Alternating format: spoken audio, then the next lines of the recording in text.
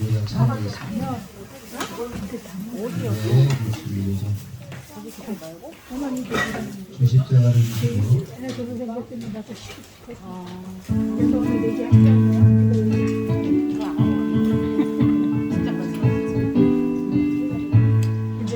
주 십자가를 지심으로 죄인을 구속하셨으니 그 피를 보고 믿는 자는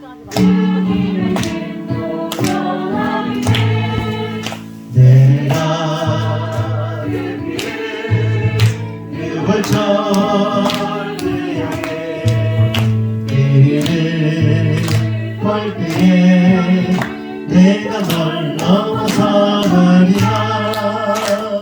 그 악한 죄인 되시라도 예수는 내게 구원하네. 온몸을 피에 담글 때에 주님의 진노 변하게 돼. 내가 이 피를 유월절 그 향해 이를 볼 때에 내가 널 넘어서가리라. 심판할 때에 모든 백성 행하게 되고 고백받네. 주님의 피로 죄 씻으면 주님의 진노 변하게 돼. 내가 그 피를 유월절 그 향해 이를 볼 때에 내가 널 넘어서가리라. 그 주의 사랑 되시는데 고혈의 행각을 지하세. 심판의 불이 내릴 때에 주님의 진노 명하게 돼. 내가 그 피를 유월절 그 향해 그를 볼 때에 내가 널 넘어서 1절 주 십자가를 지심으로 죄인을 구속하셨으니 그 피를 보고 믿는 자는 주님의 진노 변하게 돼. 내가 그 피를 유월절 그 향해 그를 볼 때에 내가 널 넘어서가리라. 흉악한 죄인 되시라도 예수는 내게 구원하네. 온몸을 피에 담글 때에 주님의 진노 변하게 돼. 내가 그 피를 유월절 그 향해 그를 볼 때에 내가 널 넘어서가리라. 심판할 때에 모든 백성 행하게 되고 고통받네. 주님의 피로 죄 씻으면 주님의 진노 변하게 돼. 내가 그 피를 유월절 그 향해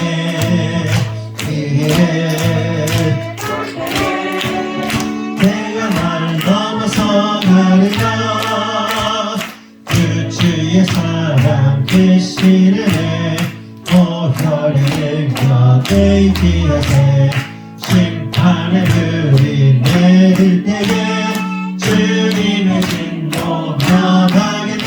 아멘. 내가 그 피를 유월절 그 향해 그를 볼 때에 내가 널 넘어서 내가 그 피를 내가 그 피를 유월절 그 향해 그를 볼 때에 내가 널 넘어서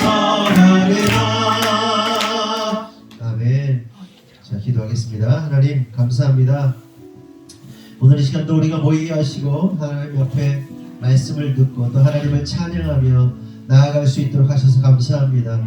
하나님이 마지막 시대 종말의 때에 끝까지 믿음을 지키고 신앙을 지키고 하나님의 뜻을 이루고자 몸부림치는 우리 하늘금교회 성도들을 축복하여 주시고, 특별히 하나님 다니엘성 여종을 통해 선포되는 말씀을 통하여 우리의 영과 혼이 새롭게 하나님 앞에서 소성될 수 있도록 인도하시고, 그 말씀 붙잡고 힘 얻어서 하나님 세상 가운데 담대히 살아나갈 수 있도록 하나님 이 시간 가운데 기름 부어주시고 역사하여 주시옵소서. 하나님 여종의 입술 가운데 하나님 말씀하시고, 하나님 오늘 이 시간 말씀하시고자 하는 말씀이 온전히 선포되어질 수 있도록 축복하시고 인도하여 주시옵소서. 또한 우리의 귀 열리게 하시고 입이 열리게 하시고 눈이 열리게 하셔서 하나님 말씀에 반응하고 나아갈 수 있도록 주님 축복하여 주시옵소서. 주님 이루실 줄 믿사옵고 예수님의 이름으로 기도합니다. 아멘.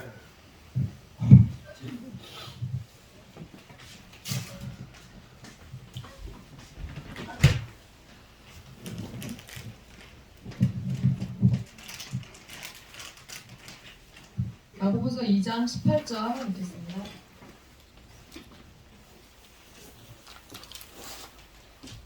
야고보서 2장 18절.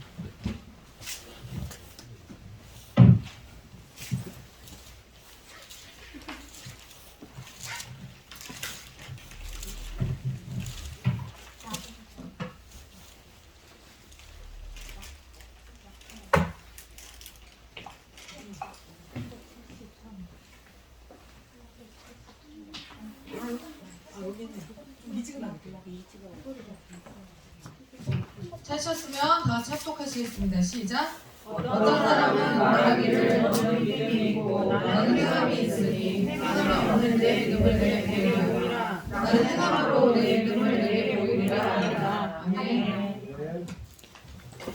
우리가 시험을 이제 우리 인생 가운데 시험을 참 많이 보죠.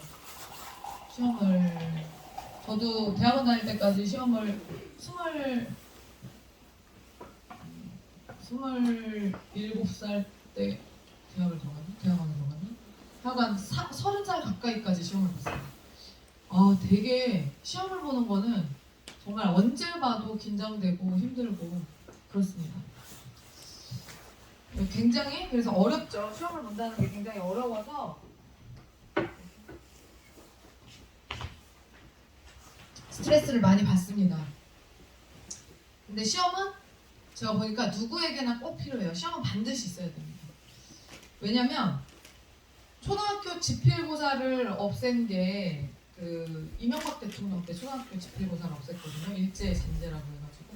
근데 그때 그 지필고사를 없애는 바람에 제가 학원을 해서 그런 건 아니지만 지금 얘기하는 게 학원을 하면서 아이들을 보니까 느끼는 게 뭐냐면 지필고사가 없어진 이후로 학습의 그 성취도가 굉장히 많이 떨어졌어요.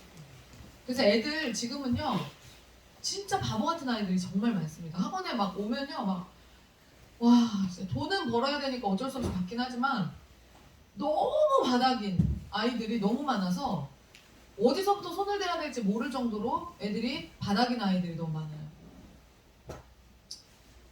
그래서 아이들의 학습 실력이 굉장히 저하됐고 제가 보수 쪽이긴 하지만 이때 보수 쪽이긴 하지만 보수가 집권하면 뭐 다 잘합니까? 다 못하는 것도 있고 다 그런 거죠. 어느 정권이든. 이 부분은 그래서 별로 동의하지 않아요. 왜 애들 초등학교 시험을 없앴는가 지금도 좀 이해가 안 돼요. 그리고 시험을 보지 않으면 실력을 체크할 수가 없습니다. 저는 집에 손님이 오는 걸 별로 좋아하진 않아요. 왜냐면 워낙 지저분하게 해놓고 살기 때문에 손님이 한번 온다 그러면 막 식구들 막 다 떠가지고 막 청소 막 다 해야 돼가지고 귀찮은데, 근데 이제 오잖아요. 손님이 오잖아요. 그러면 또 그 손님 때문에 청소한 것에 대해서 청소하라고 손님을 보내주셨구나. 저 이렇게 그냥 생각해요. 손님이 안 오면 청소를 안 하거든요. 최소한 저는. 그래서 막 쌓여있고 막 그래요. 근데 그거를 누군가 온다 그러면 다 치워서 새 집을 딱 만들어놔요. 근데 청소하고 나면 어쨌든 기분 좋잖아요. 그렇게 저한테는 손님이 오는 게 마치 시험 같아요. 근데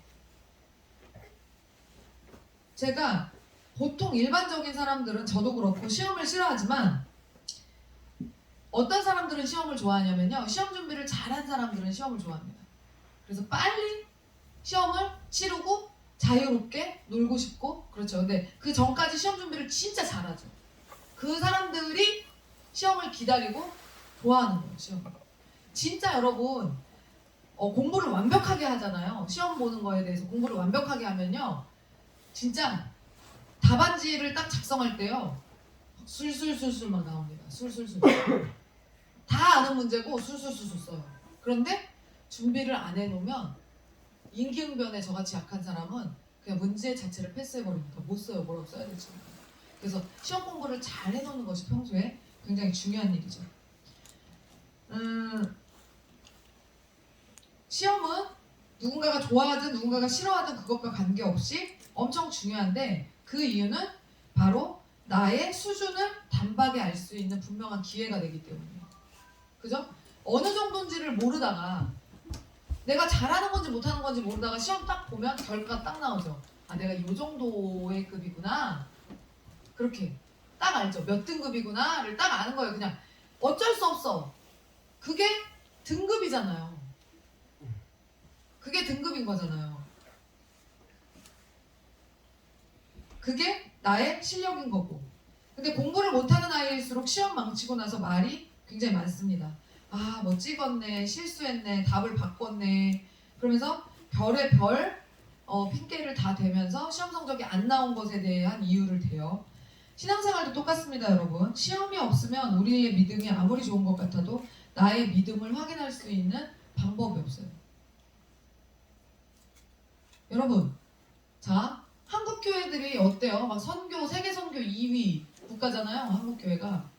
그리고 막 엄청난 부자 교회들도 많고, 전 세계에서 10위 안에 드는, 전 세계 교회 10위 안에 드는 교회 중에 7개가 우리나라에 있는 걸로 제가 알고 있거든요. 7개가. 우리나라는 대단한 나라입니다, 진짜. 전 세계 중에 가장 큰 교회 7개가 우리나라에 있다. 단일 교회로 최고 큰 교회가 어디죠? 여의도 순복음교회죠? 그게 세계 1위예요, 실제로. 우리나라에서도 1위고 전 세계에서 단일 교회로 가장 큰 교회가 거기죠. 그래서 옛날부터 그거 저 그 얘기 들었거든요. 옛날에 은행 차가 와서 기다리고 있다고. 은행 차가 싣고 가려고 헌금 들어오면 얼마가 나오겠어요. 그때 당시 제가 20년 전에 70만 명이었어요. 70만 명 단일 교회가. 그럼 70만 명이 1,000원씩만 헌금해도 얼마야? 근데 1,000원만 헌금하겠어요? 그러니까 막 돈이 막 그때는 카드 계좌이체 이런 거 안 할 때 현금으로 다 되니까 막 엄청나게 들어오는 그 헌금을 은행 수송 차량이 대기하고 있다가 예배 끝나면 가지고 가서 거기서 이제 정리를 해가지고 넣는 거죠. 그러니까 그렇게 큰 교회들이. 근데 여러분 여의도 순복음교회가 그렇게 헌금이 많이 들어오지만 또 엄청난 일들을 또 많이 하겠죠. 예, 그런 겁니다. 그리고 사랑의 교회 같은 경우도 3천억 공사였다 그랬죠. 3천억? 3천억으로 알고 있거든요. 3천억 공사하는데 빚 하나도 없이 다 졌잖아요. 뭐 몇 주라 그랬나? 몇 주 만에 전 세계에서 사랑의 교회 건축한다는 얘기 듣고 몇 주 만에 3천억을 다 헌금이 다 들어와가지고 3천억이 딱 한 번에 채워져서 빚 없이 그렇게 이제 하고 있습니다. 했어요. 건축을. 우리나라 교회들이 정말 믿음이 좋은 교회라고 생각이 들고 정말 대단한 목회자들도 많고 선교사님들도 세계 2위 파송 국가니까 얼마나 정말 선교사님이 많이 나가는 거예요. 그러니까 우리나라 이 땅의 교회는 진짜 많은 일들을 했어요. 역사적으로. 그리고 지금도 참 위대한 교회들이 참 많고요. 그런데 이렇게 좋아 보이는 믿음이 이렇게 좋아 보이는 강력하게 강건하게 세워졌다고 생각됐던 한국 교회가 큰 시험을 맞이합니다. 코로나라는 큰 시험을 맞이합니다.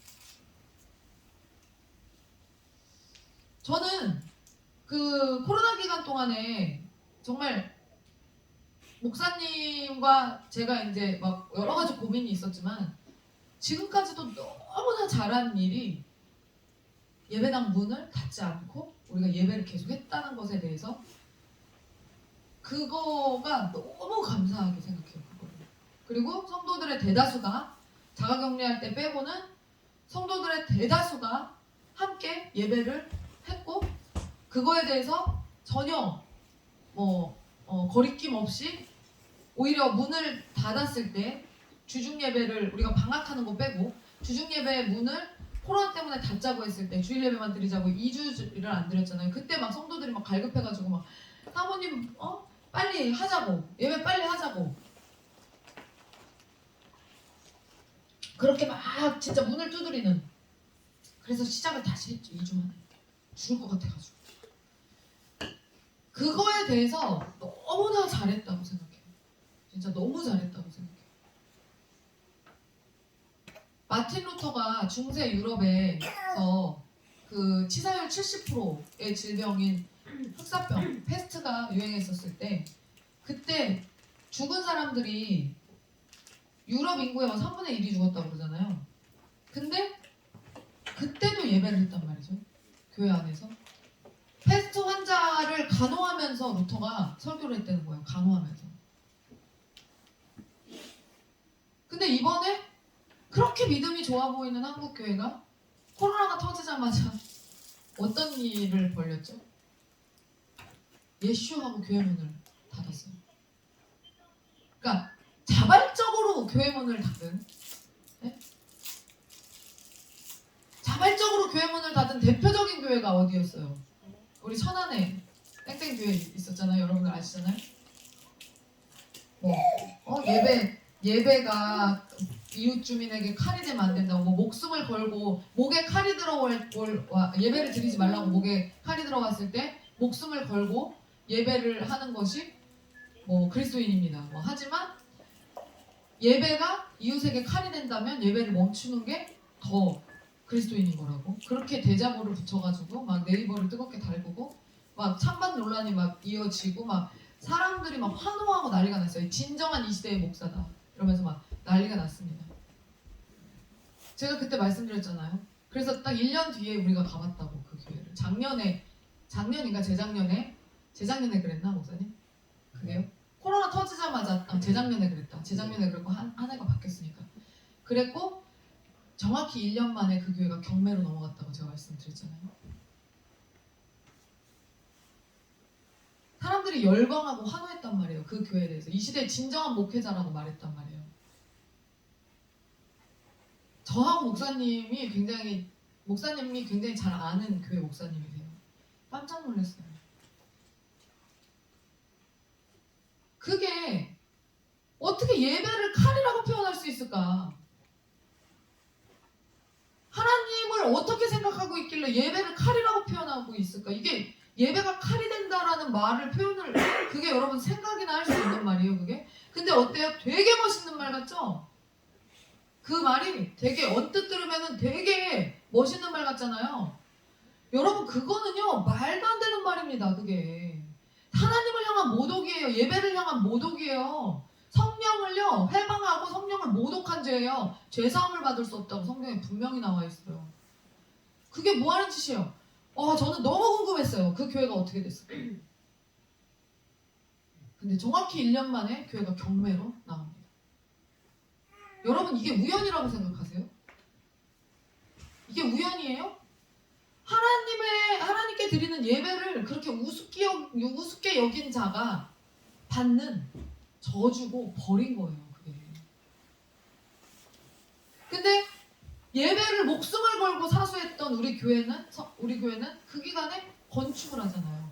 그 교회는 멀쩡했던 교회가 경매로 넘어가고 우리는 건물이 없었던 교회가 예배를 사수하니까 1년 만에 코로나 기간에 건물을 짓잖아요.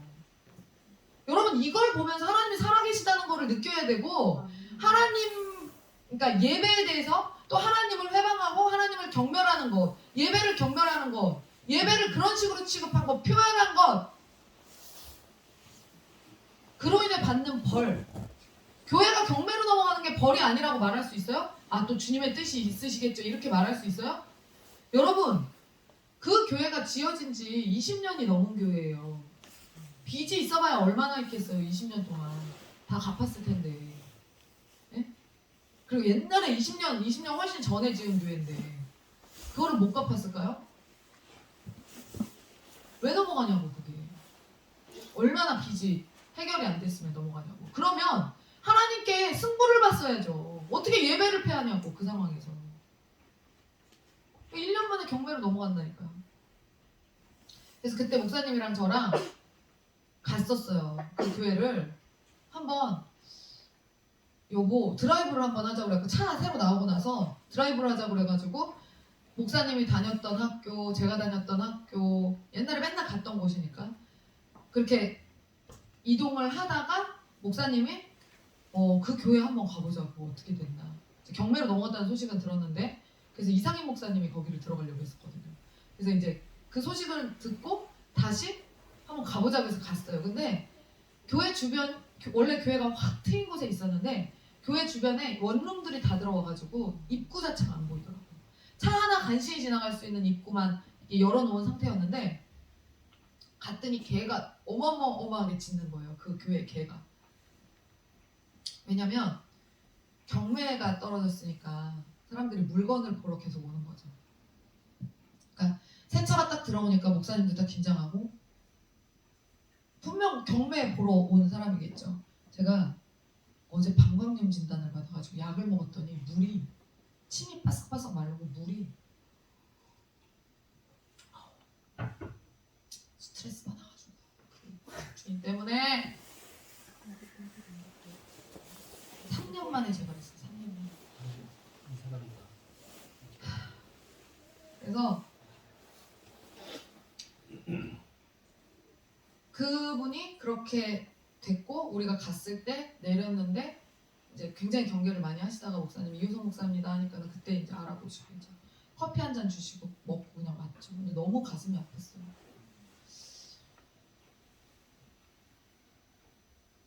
한국교회가 코로나라는 큰 시험 앞에서 한국교회의 믿음을 보일 수 있는 정말 좋은 기회였단 말이죠.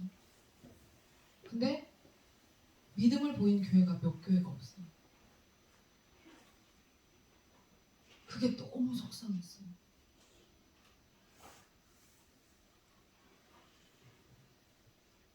제가 여러분 믿음은요. 믿음이 보입니까 안 보입니까? 눈에? 안 보여요. 그래서 추상적인 것이긴 하죠. 근데 믿음이 드러나요 안 드러나요? 안 보이는데 보여요. 안 보이는 거예요 믿음은. 근데 보여요 믿음이. 물론 남들에게 나의 믿음을 보여주기 위해서 신앙생활하는 것은 아니지만 믿음은 그 수준대로 자연적으로 보여지게 돼 있어요. 제가 이제 인생 살다 보니까 저도 이제 나이 40이 넘었으니까 인생 산전수전도 겪었고 애도 셋이나 낳고 결혼한 지도 저도 20년이 됐고 사회생활에 하면서도 자리매김을 했고 이제 인생 얘기를 조금 해도 될 것 같아요. 여러분 절대 감출 수 없는 것이 몇 가지가 있어요 인생에서. 절대 감출 수 없는 거. 첫 번째 돈 있는 것도 못 감추고요. 돈 없는 것도 못 감춥니다. 돈을 못 감춰요. 돈 있는 사람도요. 아무리 추레하게 입어도요. 돈 있는 걸 못 감춰요. 돈이 없는 사람은 아무리 꾸며서 입어도 돈 없는 걸 못 감춰요. 그 다음에 사랑. 사랑에 빠지면 그 못 감춥니다. 연애하면 금방 알잖아요. 아, 쟤 연애하는구나. 금방 그렇게 뭐 그냥 기분이 좋아요. 그렇게 뭔지 모르겠는데 저 사람이 기분이 좋고 꾸미고 뭔가 룰루랄라해. 못 감춰요. 사랑도. 믿음 못 감춥니다. 그리고 배운 것 못 감춥니다. 이거 바로 드러납니다. 배운 것. 배운 것과 못 배운 것은요 여러분 바로 드러나요. 모든 분야를 다 섭렵할 수는 없지만 어쨌든 딱 얘기 나눠보면 아, 이 사람은 최소한 어느 분야에서는 전문가구나 배웠구나 하는 거를 알 수 있어요. 그리고 못 배운 것도 바로 드러납니다.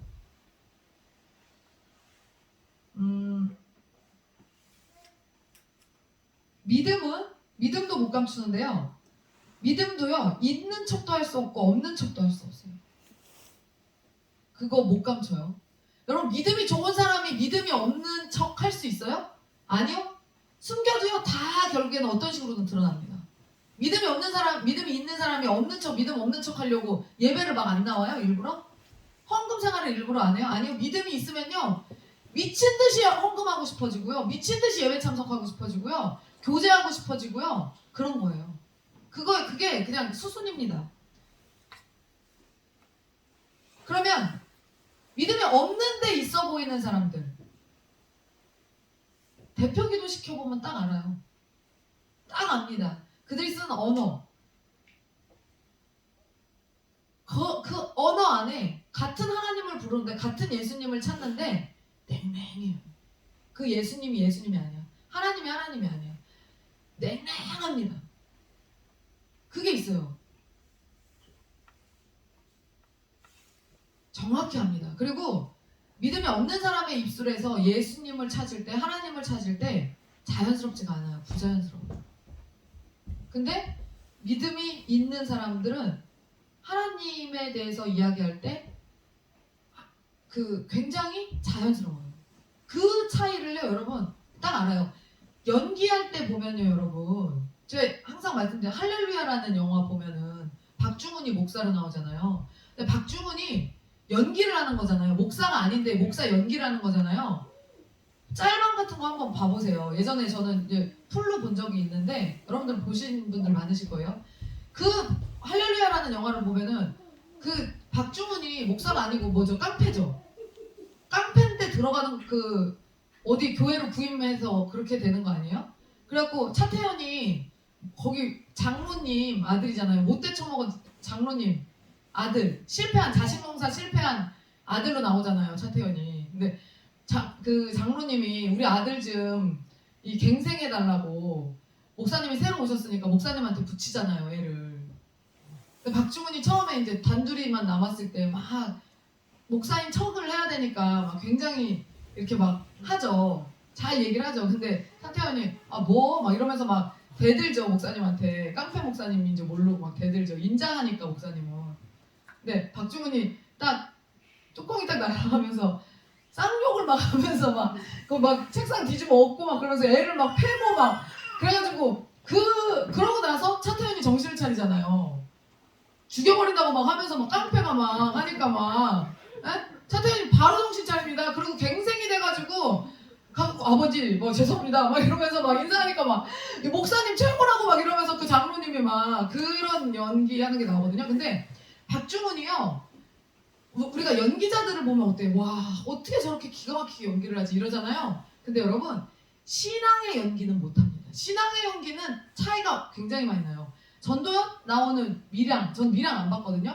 근데 밀양에서 전도연이 티저 같은 영상만 봤는데 전도연이 막 간증하면서 막 박수 치면서 찬양하면서 막 간증하고 막 이런 것들이 나와요. 근데 여러분 그게요 진심이 없어요. 거기에 냉랭해요. 밀양도 한번 짤방으로 이렇게 돌아다니는 거 보세요. 연기하는 건데 믿음 딱 보면 알아요. 우리 같은 사람들, 여러분 같은 사람들도 딱 보면 안다고요. 믿음이 있는 사람들은 저거 가짜구나라는 거를 딱 알아요. 박중훈 거기서 막 연기하면서 막 목사님인 것처럼 설교를 하는데요 전혀 감흥이 없어요. 다른 연기들 다 베테랑이잖아요 그 사람들이. 근데 신앙 연기는 못하더라고요. 달라요. 안 되는 거예요 그게. 믿음은 보여져요. 근데 우리가 기본 이상은 하는 것 같잖아요. 지금 우리를 볼 때 기본 이상은 하는 것 같은데 다들 진짜 우리의 수준이 어느 정도 되는지 궁금할 때가 있어요. 자, 내 믿음을 측정해 볼 수 있는 기회를 하나님이 우리에게 때때로 주셔요. 근데 그렇게 주시는 이유와 목적이 반드시 있어요. 그 시점에. 바로 선택의 시험입니다. 선택의 시험. 이 얘기를 들으시면 나는 무조건 하나님의 편에 서서 하나님의 것을 선택해야지라고 마음을 먹잖아요. 우리 모두가 그 마음을 먹어요. 누가 그런 마음을 안 먹겠어요. 그런데 왜 진짜로 하나님의 것을 선택하는 사람이 있는가 하면 대다수의 사람들이 하나님의 것을 포기하고 다른 것을 선택할까요? 세상의 것을 선택할까요? 왜? 지금 이야기를 들을 때는 나는 무조건 하나님 것을 선택해야지라고 말하는데 실제로는 그렇지 않다. 그리고 실제가 됐을 때 그 상황에서 하나님 것을 선택하는 게 굉장히 쉬운 일이 아닌 때들이 굉장히 많아요. 세상의 것을 선택해야 되는 것들이 굉장히 많아요. 자, 우리가 되게 자주 그 얘기를 해요. 우스갯소리로. 우리 김은정 집사님하고 이선영 집사님이 장례식에 신적 장례식이었죠. 신적 둘이 장난 아니잖아요. 헌금 세 손가락 안에 다 드는 사람들 매년. 신앙 겁나 좋습니다. 수요일에 금요기도에 다 나오죠. 주일에 하루 종일 있죠. 엄청 좋아요. 신앙. 저 사람들 어떻게 따라갈 거예요, 여러분? 웬만해서 못 따라갑니다. 진짜. 김은정 집사님도 이상영 집사님 앞에서 겸손해요, 굉장히. 나는 걔는 못 쫓아갑니다. 이러고. 굉장히 겸손해요. 못 쫓아가는 사람들이에요. 그런데 친척 장례식장에 가죠. 할머니, 은정 집사님은 할머니 장례식장. 서영 집사님 누구였죠? 큰아버지? 큰아버 시할머니 장례식장에. 시할머니 장례식장. 아, 다 할머니네? 시할머니 장례식장. 여기는 친할머니 장례식장에 갑니다. 근데 가면서 나는 절하지 않겠다. 마음을 굳게 먹고 나는 절대 절하지 않을 거야. 가서 망자에게 절하지 않을 거야 라고 마음을 굳게 먹고 갔는데 은정 집사님은 가자마자 옷 벗김을 당하죠. 강제로 상복을 입고. 저도 상복 입는 거 안 좋아하거든요. 굉장히 그 어두운 색깔이랑 굉장히 눌려가지고 상복 입는 걸 안 좋아하는데 식구들은 원래 입어야 돼요. 아랫사람들은 다 입어야 되잖아요. 근데 김은정 집사님이 옷 벗김을 당하고 강제로 무릎 꿇렸다고 그랬나? 강제로 여기를 쳐가지고 고모가 여기를 쳐서 무릎을 꿇고 두 번 아주 자연스럽게 절을 하고 나옵니다. 그때. 그리고 여기보다 한술 더 떠서 우리 선영 집사님은 늘 김은정 집사님 이겨요. 이것으로도 이겼어요. 선영 집사님은 시할머니 그 영정사진 앞에서 누구도 절하라고 하지 않았는데 자기 스스로 걸어가서 두 번 절을 하려고 했죠. 했어요? 네, 이제 절을 해야지라고 생각을 하고 갔는데 망설였어요. 이제 가서 망설였는데 시댁 어른들이 쫙 앉아 계신 거예요. 당연히 절해야지. 당연히 절하겠다고 갔어요. 그래서 절을 하려고 그러는데 옆에서 조만희 형제님이 뭐라 그랬냐면 저희는 교회 다니기 때문에 절하지 않습니다. 그리고 동생은 생전 교회도 안 나가던 애가 저도 교회 다니기 때문에 절하지 않습니다. 근데 선영 집사님 혼자 압도적으로 헌금하면서 가가지고 난 절해야지. 그러고 가가지고 절을 한 겁니다. 이미 마음 가운데. 실제로는 안 했는데 하려고 이제 마음을 먹었어요. 그렇죠. 저 한 거예요. 저를 한 겁니다. 하나님은 여러분 제가 하나님을 잘 이용하라고 그랬죠. 안 했어도 한 게 되고 했는데도 안 한 게 된다니까. 마음으로 했잖아요. 한 겁니다. 근데 오히려 남편은 교회도 안 나오는 사람이 저희는 그리스도인이기 때문에 절을 하지 않습니다. 굉장히 당황했다는 거예요. 저희가 뭐야 이랬다는 거예요. 네? 믿음이 그렇게 좋은 것 같은데 그래서 김은정 집사는 막 꿀림당한 것에 대해서 막 한이 돼가지고 막 내가 그때 절을 했다면서 막 나이 먹을 만큼 먹었었는데 그 어른들의 그 포스를 못 이긴 거예요. 근데 지금은 어떨 것 같아요? 지금은 날짜로 없죠. 안 가지 안 가. 그러니까 여러분 이게요 믿음이 그렇게 있어 보이는 사람들인데도 이게 이런 거라니까요. 그러니까 그게 나에게 어떤 선택의 시간이 다가왔을 때 하나님이 기뻐하시는 선택을 분명히 할 수 있도록 평소에 마음을 계속 새롭게 하고 갱신하고 잡아놔야 되는 거예요. 무슨 말인지 아시겠죠? 아니 두 사람이 저 정도면 여러분 어떨 것 같아요? 두 사람이 저 정도면 나름 센 사람들이잖아요. 근데 가서 절하고 왔다니까요.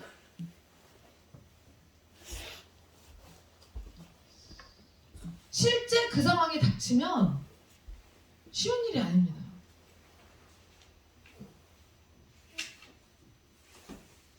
자, 이렇게 신앙생활을 하다 보면 정말 많은 선택의 순간을 경험하게 돼요. 장례식장? 저희는 목회자인데도 믿지 않는 사람의 장례식장에 가는 게 너무 어려워요. 너무 어려워요. 왜냐면 문상 자체를 안 하기 때문에, 조문 자체를 안 하기 때문에 그냥 밖에 있는 사람들하고만 그냥 인사만 목례만 하고 나오기 때문에 그거를 이해를 못하는 사람들이 많아서 그래서 가는 걸 어려워합니다. 돌잔치냐 예배냐, 우리 교회 안에 이런 일도 있었죠. 돌잔치를 할 것이냐 예배를 할 것이냐. 11시 정확히 11시에 돌잔치를 한대. 근데 주일 11시에 우리 예배잖아요. 메인 예배잖아요. 그것 때문에도 사건이 있었어요. 자, 중요한 것은 그런 선택의 순간을 경험하게 될 때 이것을 골라도 되고 저것을 골라도 되는 죄가 아닌 경우가 있어요. 선택의 순간이 왔을 때 이것 골라도 되고 저것도 골라도 되는 죄가 아닌 영역들이 있단 말이에요. 그런 거는 별로 상관이 없어요. 근데 어떤 선택을 제가 중요하게 생각하냐면요. 신앙의 양심을 걸고 해야 하는 절제절명의 선택들이 우리 앞에 놓여지게 되더라는 거죠. 그런 선택. 경석수단의 돌잔치 같은 경우 11시에 왜 하필이면 11시에 주일 예배들이 주일에 11시에 절을 죽은 사람한테 영정사진 앞에 가서 절을 하냐 안 하냐 막 이런 거. 신앙의 양심을 걸고 해야 되는 그런 선택들이 우리 앞에 놓여지게 돼요. 그러면 어떤 거냐면 여러분, 이런 선택이 여러분 앞에 놓여지게 되면 뭐라고 해석을 하셔야 되냐면, 내 신앙을, 그리고 내 신앙의 수준을 하나님께 보여드릴 수 있는 때가 온 거구나. 그러면 여러분, 왜 그때가 왔을까요? 그때가 왜 올까요? 하나님이 너의 믿음을 나에게 보이라라는 그 시험을 왜 그 시점에 내주실까요? 다음 단계로 올리려고 그러는 거예요. 시험을 언제 봐요? 모든 과정을 마치고 중간에 한번 보고 기말고사 보잖아요. 중간에 보는 시험들은 사소한 시험들이 막 있죠. 근데 어쨌든 중간고사를 봐야 다음 단원으로 나갈 거 아니에요. 기말고사를 봐야 한 학기 잘했는지 알고 다음 단계를 또 준비할 거잖아요. 시험은요, 늘 단계가 끝날 때마다 보는 거예요. 단계 중간에 보는 게 아니라. 중간고사는 3단원 끝나고 보는 거고요. 기말고사는 6단원 끝나고 보는 거예요. 그럼 그 과정이 끝나야 다음 과정으로 들어갈 수 있어요. 하나님이 이끄시는 우리 인생의 여정이 있단 말이에요. 그 여정이 딱딱 이렇게 끊어진단 말이에요. 그러면 그 마디에 왔을 때 하나님이 그 시험을 출제하시는 거예요. 어떻게 할래? 근데 여러분, 그 정도 배웠으면, 그 정도 신앙생활 했으면 당연히 내가 원하는 것을, 하나님이 원하는 것을 선택할 것이다 라고 믿고 풀만한 시험 문제를 내주는 거예요. 풀만한 시험 문제를. 그렇잖아요. 시험 볼 때 풀만한 거 내주지 전혀 못 풀 거를 100문제를 내주지 않거든요. 이 정도면 이 정도는 통과해야 돼 싶은 것들을 내주는 거예요. 그러면 우리는 대다수의 그런 시험에서 어떤 것을 선택해야 되는지 우리는 알아요. 명확히 알고 있어요. 자, 장례식장에 가서 절을 한다 안 한다? 안 한다라는 걸 명확히 알고 있단 말이에요. 뭐 물건을 훔친다 안 훔친다 명확히 알고 있잖아. 물건을 안 훔친다. 돌잔치를 11시에 하는데 간다 안 간다? 안 간다. 예배를 참석한다. 이거 명확히 알고 있어요. 근데 여러분, 돌잔치를 11시에 안 가려고 했더니 난리가 난리가. 생각지 못한, 그냥 내가 결정한다고 이게 딱 되는 게 아니라 주변에 친척들하고 관계가 막 다 얽혀 있잖아요. 이거를 정리하는 게 미치는 거예요. 절하는 것도 마찬가지죠. 다른 어른들 다 절하는데 나 혼자 절 안 한다고 해. 이게 무슨 경우예요, 이게. 사람들이 전혀 뭐야 전혀 이럴 거 아니에요. 그러니까 절을 해버리는 거예요.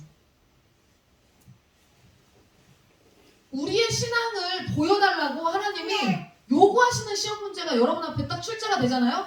그러면 뭐를 딱 느끼셔야 되냐면, 나 다음 스텝으로 하나님이 올리시려고 그러는구나. 단계 올리시려고 그러는구나. 그러면 하나님이 원하시는 선택을 해야지 라고 하나님이 원하시는 선택을 하면 되는 거예요. 이거 대단히 중요한 얘기를 지금 하는 겁니다. 자,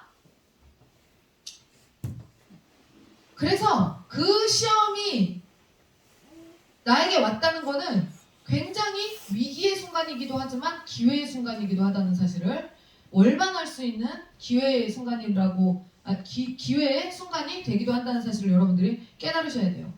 자, 아브라함에게 하나님이 나타나셔서 100세에 얻은 아들 내 이삭을 내게 번제물로 바쳐라 이런 말도 안 되는 명령을 받습니다. 우리가 너무나 잘 알지만 아브라함은 그 명령에 순종합니다.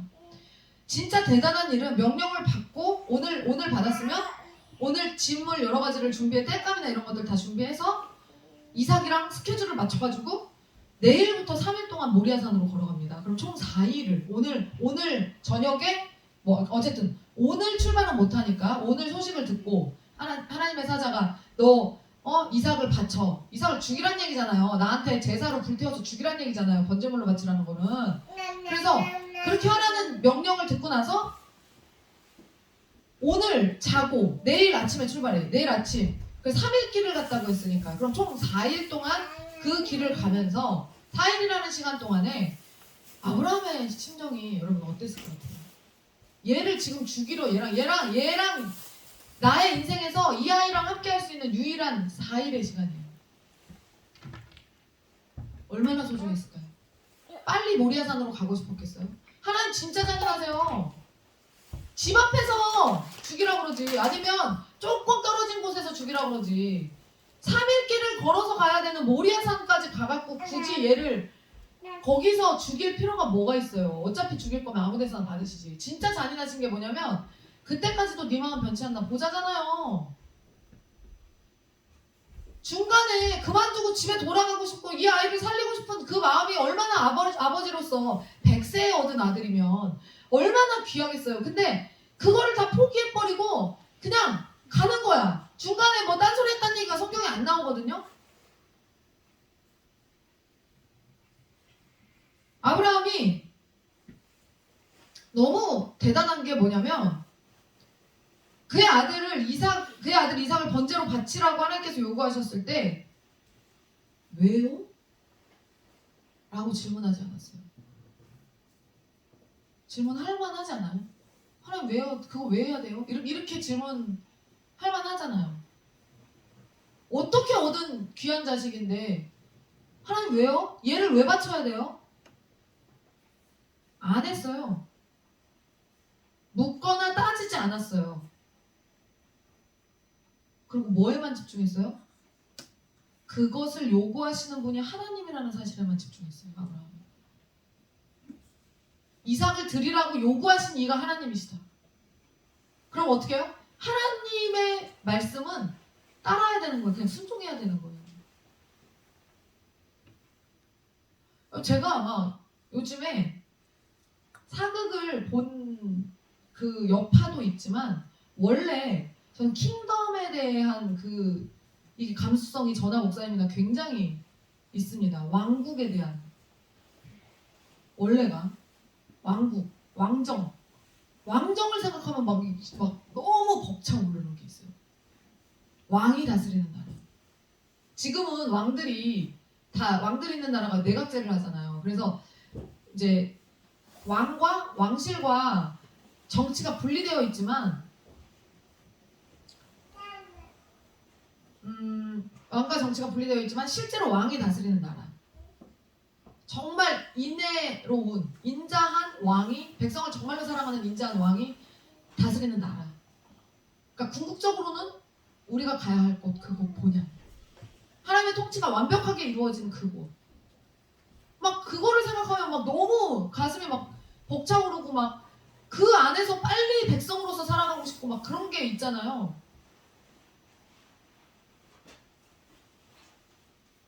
근데 이 아브라함이 하나님이 하셨기 때문에 그 이야기를 하나님이 하셨기 때문에 묻지도 않고 따지지도 않고 그냥 가는 거예요. 그러니까 왕이 말씀하신 거잖아요. 어명인 거잖아요. 그 어명을 거역하면 뭐가 돼요? 반역이잖아요. 단역하지 않아요. 왜요라는 질문이 없어요. 그러니까 여러분 우리 아이들이 어떻게 하죠? 야 뭐 해? 이러죠. 그러면 왜요? 왜요? 자 왜요가 나오는 순간부터 어떻게 해야 돼요? 삭 조져야 되는 겁니다. 왜요라는 말이 딱 나오면 삭 조져야 돼요.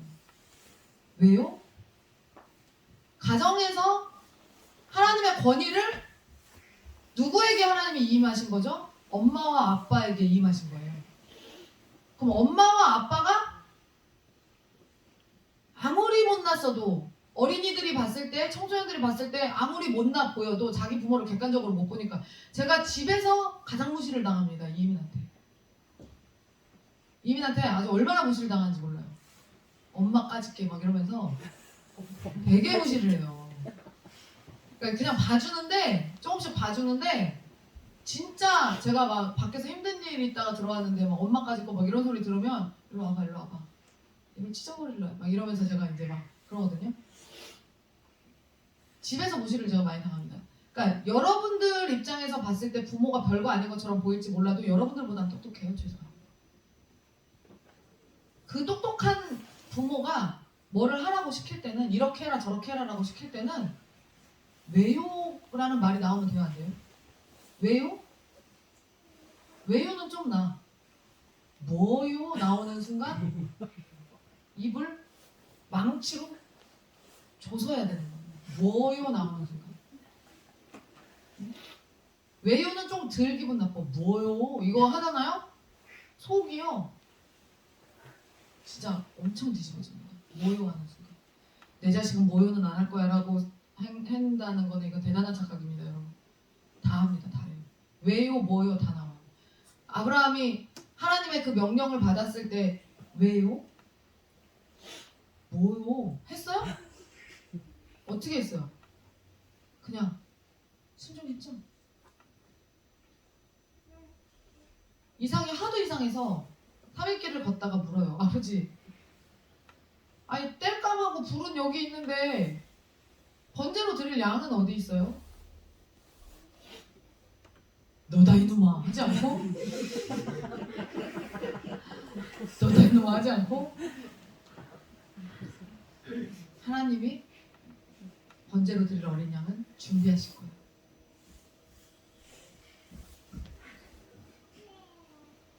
그렇게 이야기를 합니다.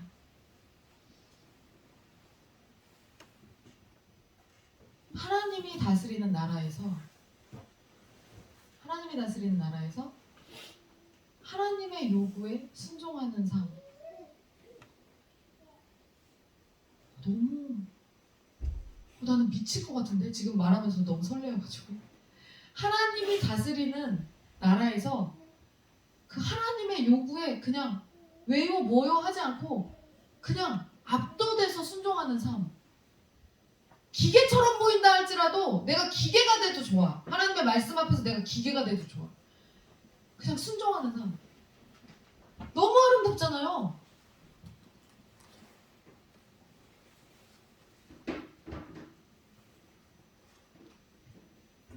이삭에게 하나님께서 어린 양은 친히 준비하실 거야 라고 하는 말을 하나님이 들으셨겠죠. 하나님이 들으시고 어떻게 하셨을까요? 가슴으로 우셨을 겁니다. 너무 감동받아가지고. 그런 생각 안 들으세요? 하나님이 우셨을 거라고. 하나님 안 우실 것 같죠? 아니요. 하나님이요. 너무 감동해가지고 우셨을 거예요. 가슴으로. 여러분 아브라함은요 이 사건 하나로 자기가 보일 수 있는 가지고 있던 모든 믿음을 다 보여드립니다. 하나님은 감동하시죠. 여러분 제가 여러분들이 신앙생활하면서 비포장도로에서 고속도로 타는 비법을 전수해 드릴게요. 진짜 미친듯이 곤란한 상황에서 세상과 하나님을 선택해야 되는 그 기로에 놓였을 때요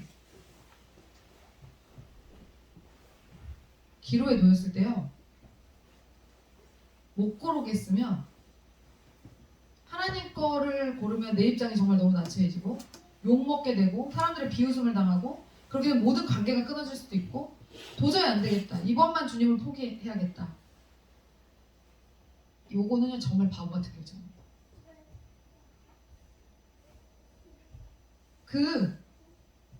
반드시 이것을 요구하시는 분이 하나님이시니까 하나님이 원하는 선택을 해야 돼요. 그게 맞아요. 그러면 성경에 답이 다 나와 있잖아요. 이삭을 통해서. 그럼 어떻게 돼요?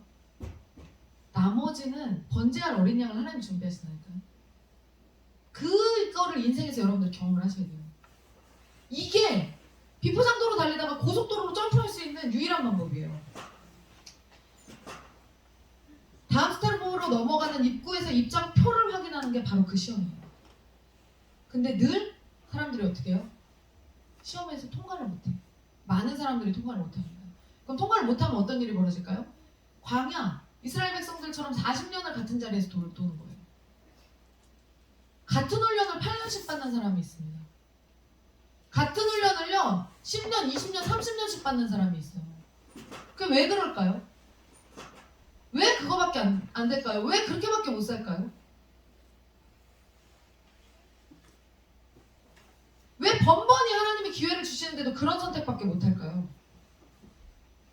여러분 이런 시험은요 티가 확 나요. 아 이게 사모님이 그때 설교했던 그 시험이구나 라고 정확하게 티가 확 난다니까요. 의심의 여지 없이 아 그러면 내가 지금 이 선택을 해야지 라고 딱 나와요 답이. 근데 그걸 답을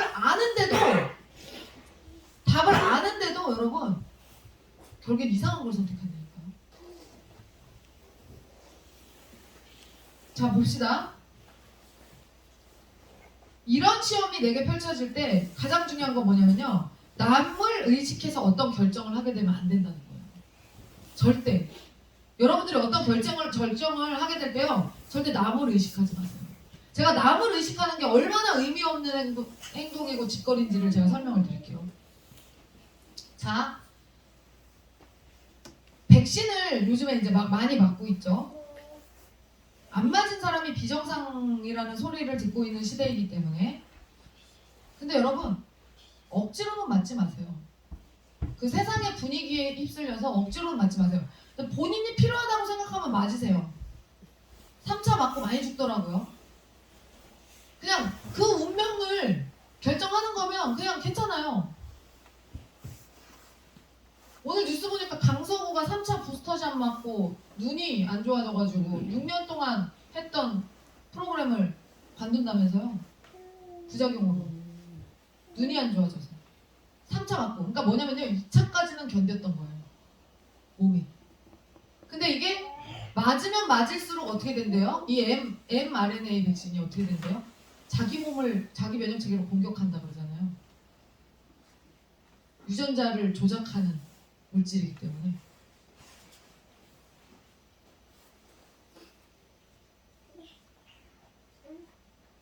그래서 어제는 또 송유나 매니저가 갑자기 뇌출혈이 와갖고 쓰러져가지고 헌혈해달라고 전국에다가 그 인스타그램인가 뭐 어디다가 띄워가지고 막 전국에서 막 피 해가지고 막 보내주고 막 그랬죠. 부스터샷 맞고 그 사람들 3차 맞고.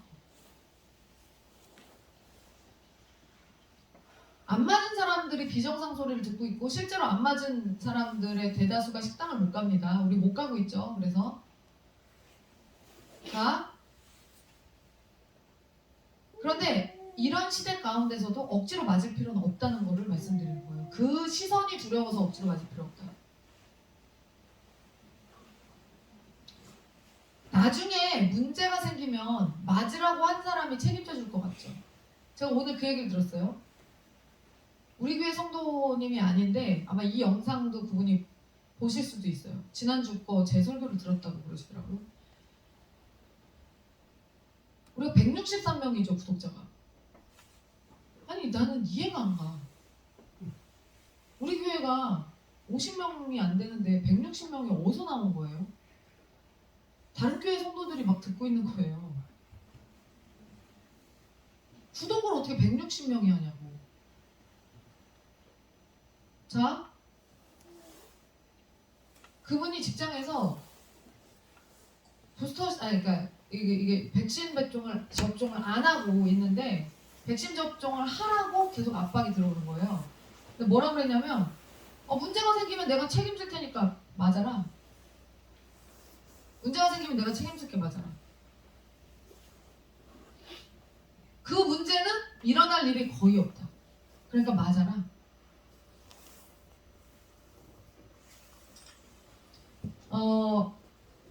맞으라고 한 사람이 나중에 문제 생기면 책임져 줄 것 같죠? 책임져 줄 것 같아요, 여러분? 나중에 문제가 생기잖아요. 그럼 법 앞에 서 있는 나만 남습니다. 여러분 이거 똑똑히 기억하셔야 돼요. 그래서 남들의 이목에 신경 쓸 필요가 없는 거예요. 야, 남들이 여러분 밥 먹여줘요? 남들은요 절대 신경 쓸 필요가 없어요. 남들의 어떠함, 남들이 나를 향해 손가락질하는 거 이거 다 소용없어요. 그럴 필요 없어요. 그러니까 맞으실 분들은 자유롭게 맞으시고 난 맞기 싫어 그러신 분들은 억지로 맞을 필요 없다는 얘기를 하는 거예요. 지금 저희가 수원에서 개척했을 때 성도가 없어서 생활비를 충당하느라고 원룸 관리를 하면서 공짜로 원룸 하나에서 지냈고, 그때 우리 전에 있었던 그 목사님 사모님이 그 집에 사셨던 거를 받아가지고 관리하는 걸 그대로 하면서 생활비를 거기서 충당을 했어요. 근데 그때 원룸이 뭐 방이 여러 개가 있었는데 그때 하나가 선물 가게 C&A라고 예전에 유명한 선물 가게가 있었는데 거기에도 있었어요. C&A가 있었는데 그 수원에 행궁 옆에 있는, 저희가 행궁 바로 옆에 살았거든요. 수원에서.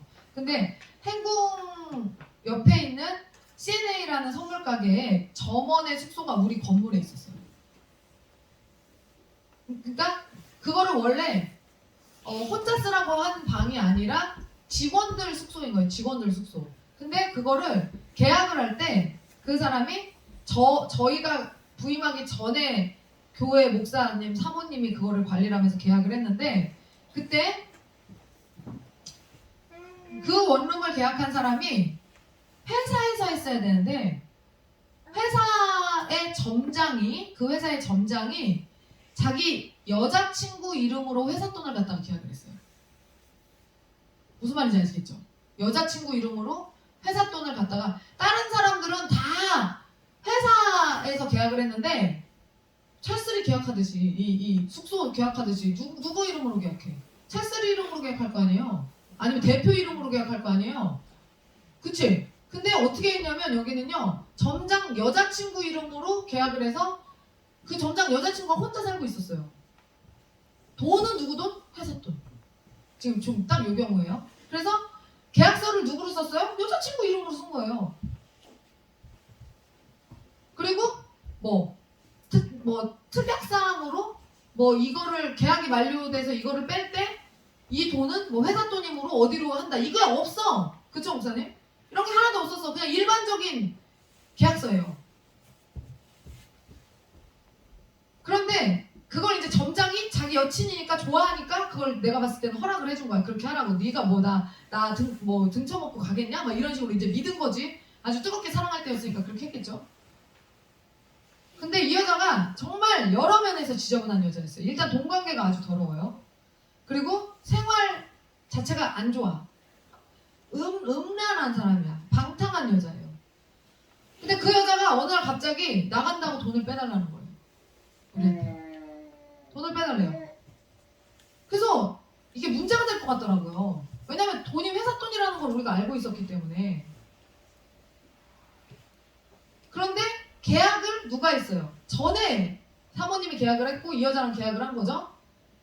그리고 우리한테 이제 넘어온 건데 우리가 잘 모르겠어갖고 돈을 빼달라고 그 여자가 하니까 목사님이 전에 계약을 했던 사모님한테 전화를 했어요. 어떻게 할까요? 그랬더니 그 사모님이 빼주라고, 그냥 괜찮다고, 그렇게 해도 된다고, 계약자가 그 사람이니까 빼주라고. 근데 목사님이 회사에다가 전화를 좀 해야 되지 않을까요? 근데 아예 상관없다고, 내가 책임진다고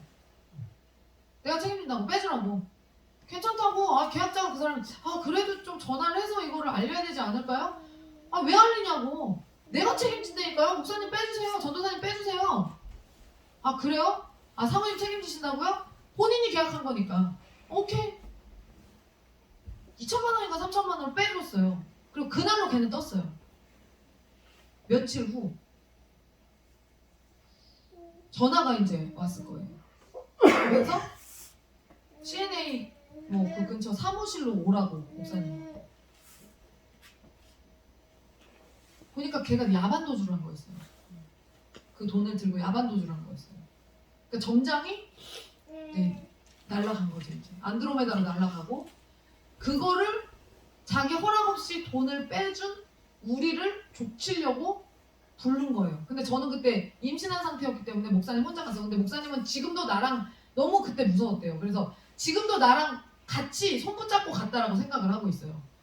근데 천사가 함께 했던 것 같아요.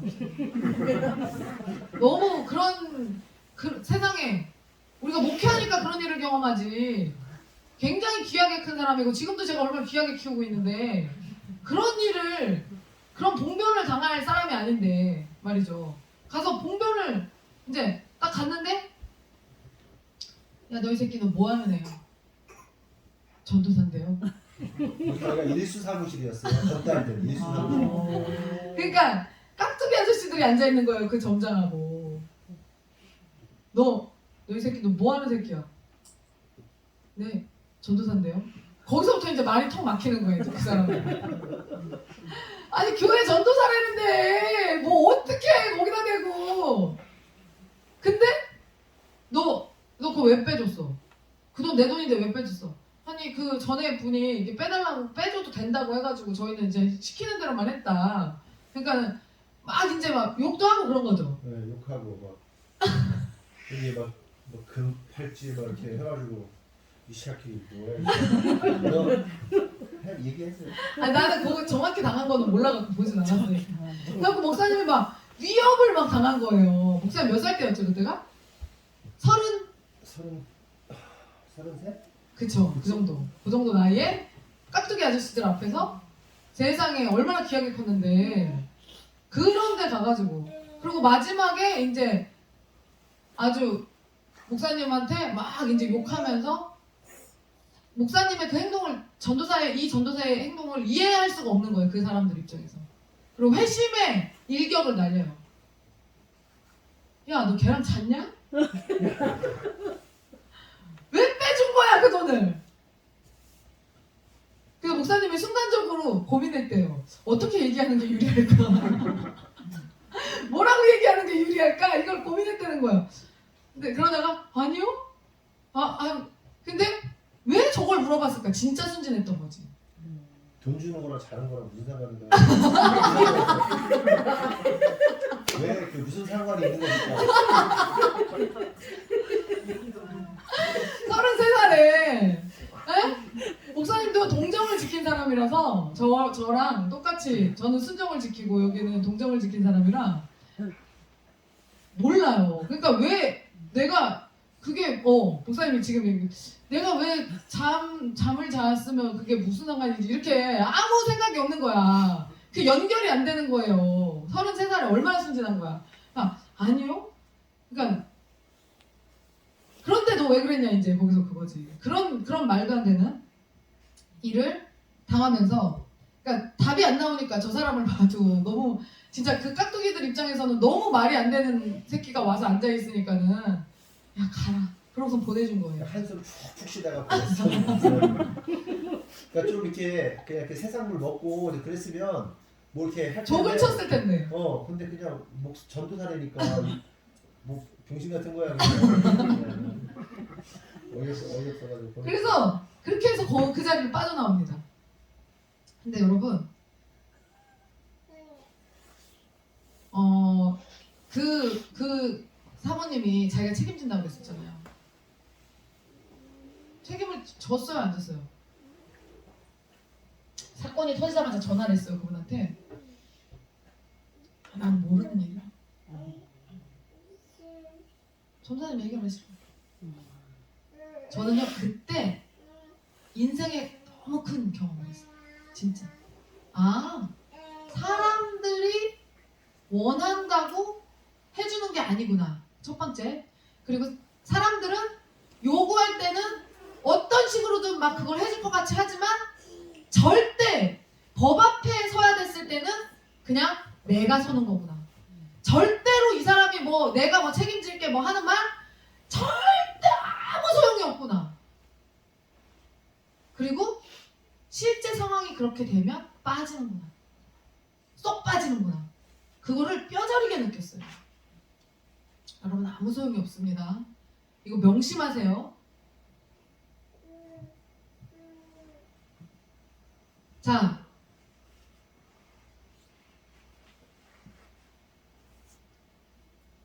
그러면 여러분 보세요.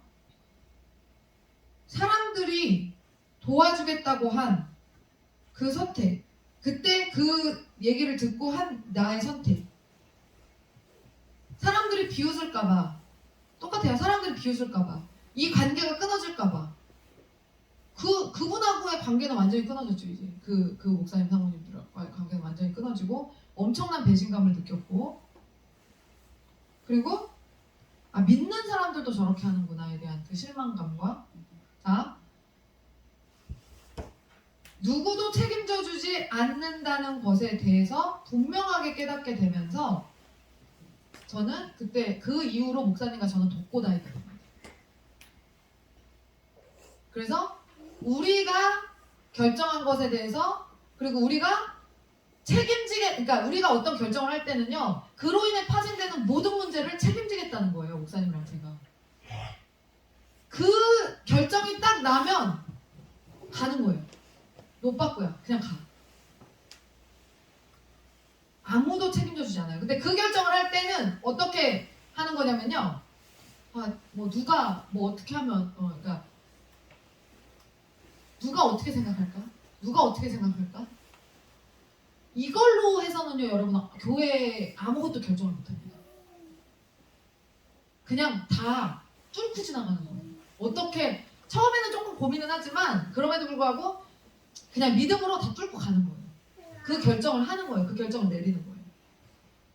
아무도, 그들은요, 아무도, 그리고 막 내가 책임져 줄게 막 아주 그렇게 말도 안 되는 거를 나한테 요구하면서 그렇게 하는 사람들 있잖아요. 절대 책임 안 져요. 필요 없습니다. 여러분의 선택이 될 수밖에 없고요. 그 선택은 누가 시켜서 했다? 아니에요. 천만에 여러분의 선택이고요. 여러분의 선택은 순전히 여러분이 당할 결과이고 열매예요. 좋을 수도 있고 나쁠 수도 있어요. 근데 그거는 여러분들이 오롯이 본인이 감당해야 될 몫인 거예요. 누가 뭐를 책임져주고 누가 뭐를 그거를 뭐 대신해서 뭐 믿지 마세요, 여러분. 세상 사람들 믿지 마세요. 네? 대단히 나한테 도움 줄 것 같죠? 제가 가장 바보 같은 게 뭔지 아세요? 가장 목사님이랑 항상 하는 말. 식구들이 이혼하라고 그래갖고 이혼하는 경우. 식구들이 막 부부를 좀 싸가지 없는 며느리가 들어왔다, 뭐 싸가지 없는 사위가 들어왔다 이러면서 서로 막 갈라놔가지고 결국엔 이혼하는 경우 있잖아요. 그 누구 좋으라고 하는 거예요? 그 이혼했어. 그러면 부모가 걷어먹일 거야? 누나가 걷어먹일 거야? 고모가 걷어먹일 거야? 누가 걷어먹일 거야? 누가 할 거예요, 그 사람을? 애까지 있다. 그럼 그거 누가 할 거예요? 그 엄마도 마찬가지예요. 여자도 뭐 저 새끼 뭐 싸가지 없는 새끼가 들어왔어. 친정에서 뭐 야 이혼해. 너 쟤 아니면 뭐 못할 것 같아? 야 이혼해. 아니 그래서 이혼을 했어. 서로 너무 안 맞으니까 막 부모들끼리 막 맨날 싸우고 그러니까 막 이혼을 했어. 그 다음에 어떡할 건데? 그러니까 피치 못할 사정으로 이혼하는 거에 대해서 뭐 그럴 수 있다 치지만 주변에 사람들이 막 이혼하라고 흔들어가지고 이혼하는 경우들이 실제로 있단 말이죠. 근데 그거 책임져요? 안 져요. 이혼하면 끝이에요. 이혼한 이후에 생기는 모든 일들은 다 내가 책임지는 거예요. 근데 바보 같아. 이혼하란다고 이혼을 해, 사람들이요.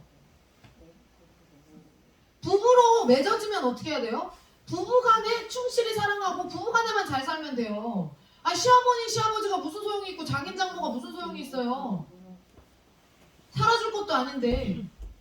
그래서 모든 가정은요 부부 중심으로 돌아가야 되는 거고요. 부부가 결정해야 되는 거예요. 그 어떤 누구의 결정이 우리의 삶에 영향을 끼치면 안 되는 거라고요. 책임을 져준다 안 져준다? 안 져준다니까요. 우리 자녀 세대도 마찬가지예요. 결혼하기 전까지는 부모들에게 조언을 구할 수 있죠. 내 소속이니까. 근데 그 이후에는 모든 결정을 남편과 상의하에 결정하는 거예요. 그리고 그것을요, 실패를 하더라도 부모는 믿어주고 지켜봐줘야 되는 거예요. 근데 그거를 뭐 이래라 저래라 이래 뭐 그러다가 막 싸가지 없네 전혀, 야 헤어져, 이혼해 니네, 내가 데리고 살 거 아니잖아. 40 넘은 아들을 누가 어떻게 데리고 살 거야. 50 넘은 아들을 이혼시켜갖고 어떻게 데리고 살 거예요. 그 왜 이혼을 시키는 거야. 남들의 눈치를 볼 필요가 있다 없다? 없다. 제가 지금 현인아 집사님 그 회사 가면은 맨날 띵동띵동 이거 밥 먹으러 들어갈 때 백신 미접종입니다. 백신 미접종 맨날 그거 한대잖아요. 백신 백신 뭐 완료자입니다가 뭐 그거 다 베스트 그거 딱 뜨는데 혼자서 백신 미접종입니다. 혼자서 아마 유일할걸? 아멘. 아유. 거기다. 유일할걸? 그거 쪽 주려고 그렇게 하는 거잖아요. 지금 나라에서 쪽 주려고. 여러분 그럼 보세요. 거기서 사람들 눈치가 보이면 어떻게 해요? 맞아야 돼요. 그걸 못 이기면 맞아야 돼요. 근데 사람들 눈치 볼 필요 있다 없다? 없다. 없다니까요. 그냥 좀 쪽팔리지만 그냥 들어가면 돼. 들어가서 앉아서 혼자 밥 먹으면 돼. 어차피 말도 못하고 먹을 거 아니에요 거기서. 등에다 붙여. 기저질 앉아. 그러니까 안 붙여도 잊어지려. 그러니까 여러분 이게요, 본인이 그 비웃음들, 그다음에 이상하게 보는 그 눈초리 시선들을 본인이 다 흡수해버리고 그냥 마는 거예요. 아니면 쳐버리고 마는 거예요. 네? 그들의 비웃음이 내 인생 가운데 어떤 영향력을 끼쳐서는 안 된단 말이죠. 그게 걱정이 된다. 그럼 여러분은요 인생 헛산 거예요. 여러분 인생을 사실 때요 자율적이고 주도적인 삶을 살아야 됩니다. 특히 그리스도인들은요. 근데 우리의 판단은 뭐를 기준으로 하죠? 성경을 기준으로 하죠. 성경을 기준으로 판단하는 사람들은요 이 마음 가운데 심지가 정확하게 굳게 박혀 있어야 되는 거예요. 자, 그러면 굳은 심지가 이 10년 가운데 굳은 심지가 박혀야 된다고 그랬잖아요. 굳은 심지가 뭘까요? 어떻게 해야 이 굳은 심지가 박힐까요? 어떻게 해야 굳은 심지가 박혀요? 아니다, 아니면 아니다, 안 됩니다, 되면 됩니다, 오케이. 이거를 정확하게 딱 분별해가지고 고냐 스탑이냐를 이거를 정확하게 지시할 수 있는, 내 인생 가운데 내가 그걸 결정할 수 있는 그 힘이 어디서 나오냐고요. 여러분 저 보면 되게 당당하잖아요. 항상 뭐가 결정도 정확하게 그냥 뭐 이렇게 막 끌지 않고 정확하게 딱딱 이렇게 해주잖아요. 저는 선문답하는 걸 제일 싫어하는 사람입니다. 아니 왜 지도서를 봐서 이거를 성경을 많이 보고 성경을 많이 체험했기 때문에 이미 여러분들보다 많은 경험을, 나이는 어리지만 많은 경험을 했고, 그러면 그 안에서 내린 결론으로서, 체험을 통해서 얻은 그 신앙의 결론으로서 여러분들에게 이때는 이런 것 같아, 그러니까는 요렇게 결정하세요라고 여러분들에게 제시를 딱딱 해주고 여러분들이 그거를 받아서 먹죠. 순종을 한단 말이에요, 대다수의 성도들이.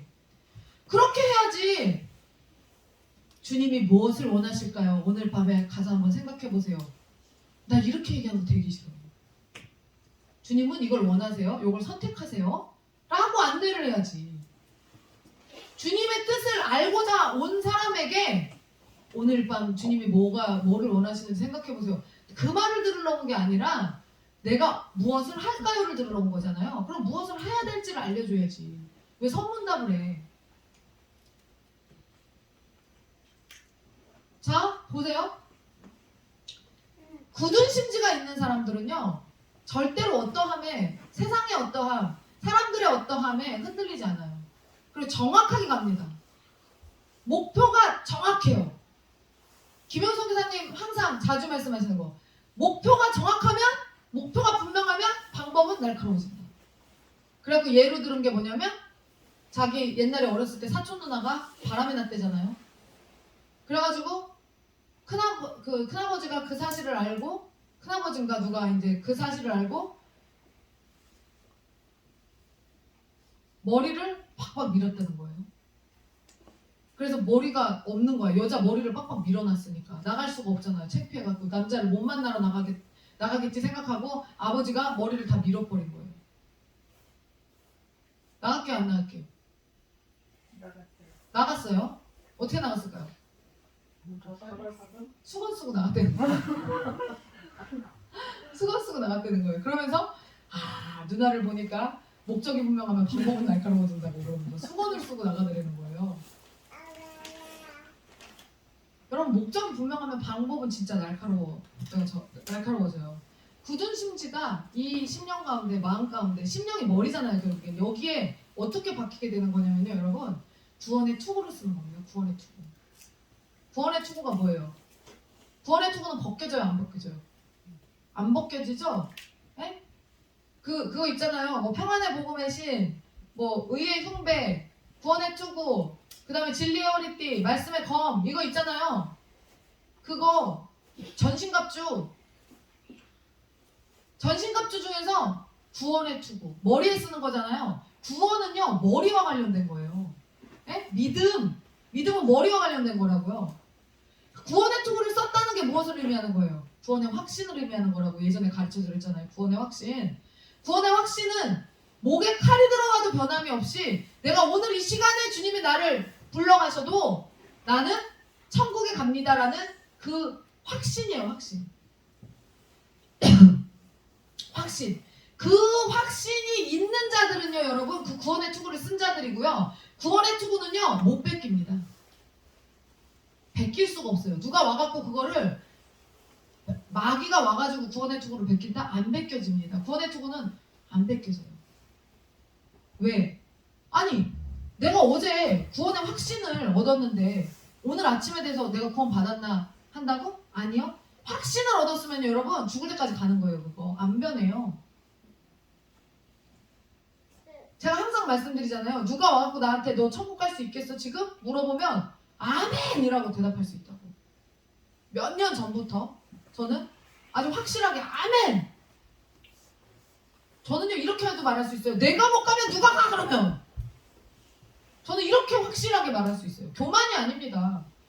예수의 보혈로 덮인 사람들은요, 그 보혈의 능력을 믿는 사람들은요, 내가 못 가면 누가 가? 내가 그 보혈을 믿는데 내 의로 가는 거예요? 아니요. 주님의 보혈로 가는 건데 내가 왜 못 가? 나 덮였는데, 나 그거 믿는데, 십자가의 사건이 나 때문이라는 사실을 믿는데, 내가 죄인이라는 사실을 내가 뼛속 깊이 느끼고 있는데 내가 못 가면 천국에 누가 가? 그리고 내가 그 사랑의 주님을 위해서 내가 사는데 왜 못 가? 이게 확실한 사람들은요, 여러분, 말이 정확합니다. 말이 명확합니다. 정확히 지도해 줄 수 있어요. 구원의 확신이 있는 자들은. 구원의 확신이 있는 자들은요, 정말 똑똑한 사람들이에요. 지금도 만약에 여러분들 중에 내가 천국 갈 수 있을까? 내가 구원받을 수 있을까? 이거를 고민하는 분이 계시다면요, 구원의 확신을 달라고 기도하셔야 돼요. 구원의 확신을 달라고. 내가 지금 죽어도 천국 갈 수 있다. 여러분, 우리 교회에서 지금 11조 안 하는 사람이 없는 것 같거든요. 다 하는 것 같거든요. 이제 제가 생각하기로 11조 다 하는 것 같거든요. 그런데 11조 할 거 다 하고, 감사헌금 할 거 다 하고, 봉사할 거 다 하면서 구원의 투구 못 쓰고 있으면 억울하지 않아요? 구원의 투구 반드시 써야 돼요, 여러분. 구원의 투구가 써지는 순간 평안의 복음의 신 따라오고요. 예? 왜냐면 나 구원받은 자잖아요. 평안의 복음의 신 신습니다. 그리고 의의 흉배 같습니다. 말씀의 검 같습니다. 구원의 투구가 제일 중요해요. 사고 났을 때도 머리 먼저 보호하잖아요. 머리만 보호하면 되잖아요. 이게 가장 중요해요. 구원의 확신이 있어야 돼요. 구원의 확신이 있으면 흔들리지 않기 때문에 정확하게 지시해주는, 지침을 정확하게 내릴 수 있어요. 이렇게 하십시오, 집사님. 이렇게 하세요. 야, 누구야, 이렇게 해라. 이걸 정확하게 지시할 수 있다고요. 그러니까 이 구원의 투구를 쓴 자들은 다른 사람의 비웃음을 신경 쓸까요, 안 쓸까요? 안 써요. 쓸 필요가 없어요. 왜? 나는 확실히 천국 가는데? 우리의 궁극적인 인생의 목적이 천국 가서 하나님의 통치를 받고 사는 거. 이 땅에서 부분적인 하나님의 통치만 받아도 이렇게 행복하고 기쁜데, 천국에 갔을 때 진짜 완벽한 어둠이 없는 그곳에서 하나님의 통치를 받고 내가 그 왕 앞에 엎드려 있다는 거, 예배할 수 있다는 거, 와, 벅차오르잖아요. 벅차올라. 막 왕만 생각하면 여러분, 저는요 진짜 너무 미치겠어요. 너무 행복해요. 왕을 생각하면. 하나님의 통치. 미치지 않아요? 하나님의 통치가 우리 안에 완전하게 임한다는 게. 예? 그때는요 지옥 가는 사람들은 왜요 뭐요를 하지만 천국에 왜요 뭐요가 있을까요? 아니요. 아멘밖에 없습니다. 무조건 순종합니다. 예? 그곳에 내가 들어가 있다는 것이 얼마나, 근데 영원히 살아 또 거기서. 우리가 나중에 천국 가서 어떤 시점에서는 우리가 다 천국에서 만난단 말이죠. 예? 1800년대에 살았던 사람들, 이 지구상에 살았던 사람들 수억 명이 수십억 명이 살았겠지만 여러분 지금 1800년대에 살던 사람 중에 남아있는 사람 있어요 없어요? 없단 말이에요. 다 죽었단 말이에요. 지금 여기 있는 나이든 어르신들이든 어린아이들이든 100년 후에는요 우리 다 천국에서 만난다니까. 어차피.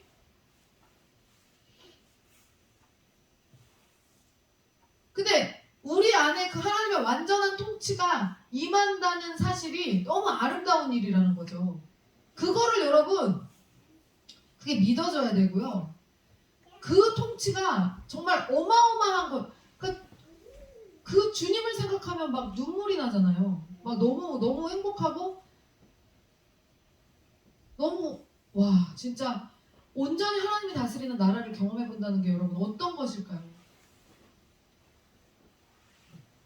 구원의 확신이 분명하면요 남들의 반응에 대해서 신경 쓰지 않습니다. 절대 신경 쓰지 않아요. 그래서 남들의 반응 때문에 어떤 결정을 하지 않는다는 거예요.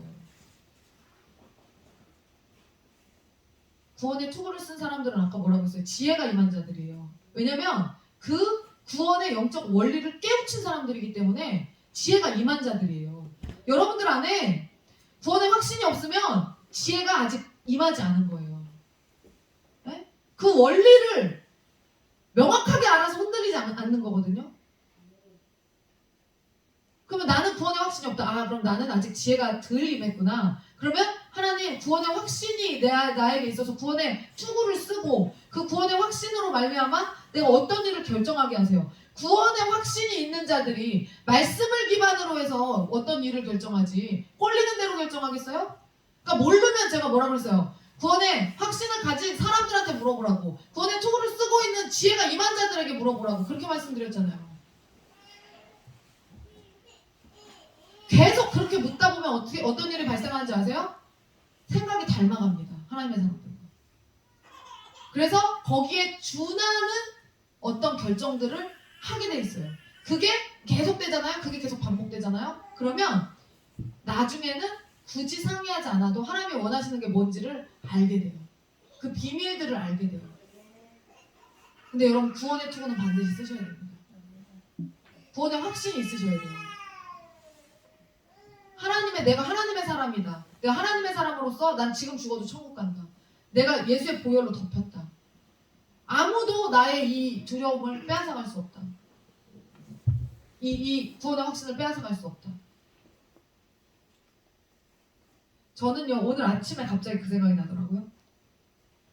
제가 이제 어렸을 때부터 신앙생활 했잖아요. 수요 예배도 가고 금요일에 어린이 저녁 예배를 드렸었어요. 저희는. 그래서 목요일 저녁 예배도 가고 그 다음에 금요일에는 또 속회도 엄마 아빠 따라서 가고 토요일에는 하루 종일 교회 가서 놀고 주일에는 하루 종일 또 교회에서 놀죠. 어렸을 때 그렇게 했었어요. 근데 어느 날 목요일에 어린이 예배를 드리러 가야 되는데 어떻게 저 혼자 가야 되는 상황이 온 거예요. 근데 참 지금도 우리 엄마 아빠가 참 검소하시지만 그땐 더 검소했어요. 더 검소했어요. 근데 그때 다른 집들은 후레쉬를 다 갖고 있었거든요. 근데 우리 엄마 아빠만 후레쉬 돈 아깝다고 안 사줬어요. 1,500원인가 그거밖에 안 해요. 근데 그걸 안 사줬어요. 그래갖고 그 정말 시골의 저녁은요 여러분 어둡습니다. 진짜 칠흑 같은 어둠이에요. 가로등이 안 들어온다? 불빛이 없어요. 진짜 무서워요. 근데 개들이 늑대처럼 짖어요. 지나가면. 진짜 무서워요. 가면 꽃기호 그거 있잖아요. 그것도 해요. 걔네들이 지나가면. 우리 집에서부터 교회까지 한참 가야 돼. 근데 그날 내가 혼자 가야 되는 날이 생겼어요. 혼자 가야 돼. 겨울에 가면요. 겨울에 5시 반부터 어두워지잖아요. 7시까지 가야 되는데 6시 반에 출발을 해야 되는데 와 너무 무서워. 가기 전에 이제 혼자 가야 돼. 안 간다는 생각은 안 했어요. 요게 다른 겁니다. 요게 포인트입니다. 안 간다는 생각은 안 했어. 그냥 무조건 가는 거야. 근데 두려워. 혼자서 그 길을 걷는 게 너무 두려워. 그럼 어떡할래? 어떡할래? 어떻게 해야 돼? 두려울 때 어떻게 해야 돼요? 두려움을 이겨내야지. 두려움을 이겨내야지. 두려움을 이겨내는 방법을 가르쳐야 되는 겁니다, 여러분. 꼼꼼해요. 제가 가기 전부터 하나님이 함께 하실 거야. 하나님이 함께 하실 거야. 천사들이 함께 있을 거야. 하나님이 함께 하실 거야. 그러면요, 여러분, 갑자기 여기를 가득 채웠던 두려움이 싹 사라져요. 그러면서 뿜뿜이 돼요, 뿜뿜이. 집에서 딱 나서면서 교회까지 20분? 20분 걸으면 되겠지. 출발 하고 딱 나가요. 막 걸어다가 안 무서워. 그 길을.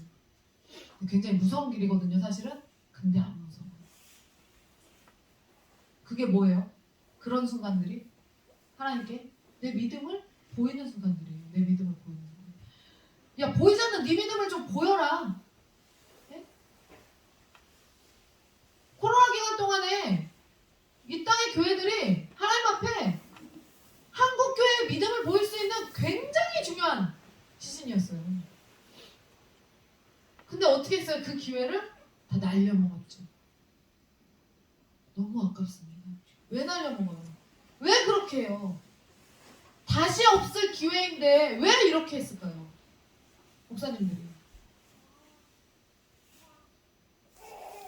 문을 열었어야죠. 문을 잠가버리면 어떻게 교회를. 뭐 정부에서 어떻게? 저는 그렇게 생각해요. 세상 사람들이 교회를 이미 뭐 여러분 교회는요 동네 북됐어요. 그러면 세상 사람들에게 욕먹는 게 의미가 있어요 없어요? 없어요. 저는 깜짝 놀란 게 우리 개신교도들을 뭐라 그래요? 프로테스탄트라고 그러잖아요. 프로테스탄트가 뭐예요? 저항하는 자들이란 뜻이 저항하는 자들. 그래서 우리가 어떻게 하죠? 저항하잖아요. 우리는 진짜 프로테스탄트예요. 우리 교회는. 저항하잖아요. 근데 어쩜 그렇게 나라에 순종적인지 저는요. 큰 교회들이 단체 행동했어야 된다고 생각해요. 다 같이. 다 같이. 그리고 코로나 나와? 어려운 거 당해야 돼요. 여러분. 그래도 예수님께 하나님께 예배하는 게 더 중요해요. 근데 빗장을 걸어잡았죠. 그거 나중에 심판대에서 어떡할 거야? 하나님 그때는 어쩔 수 없었어요.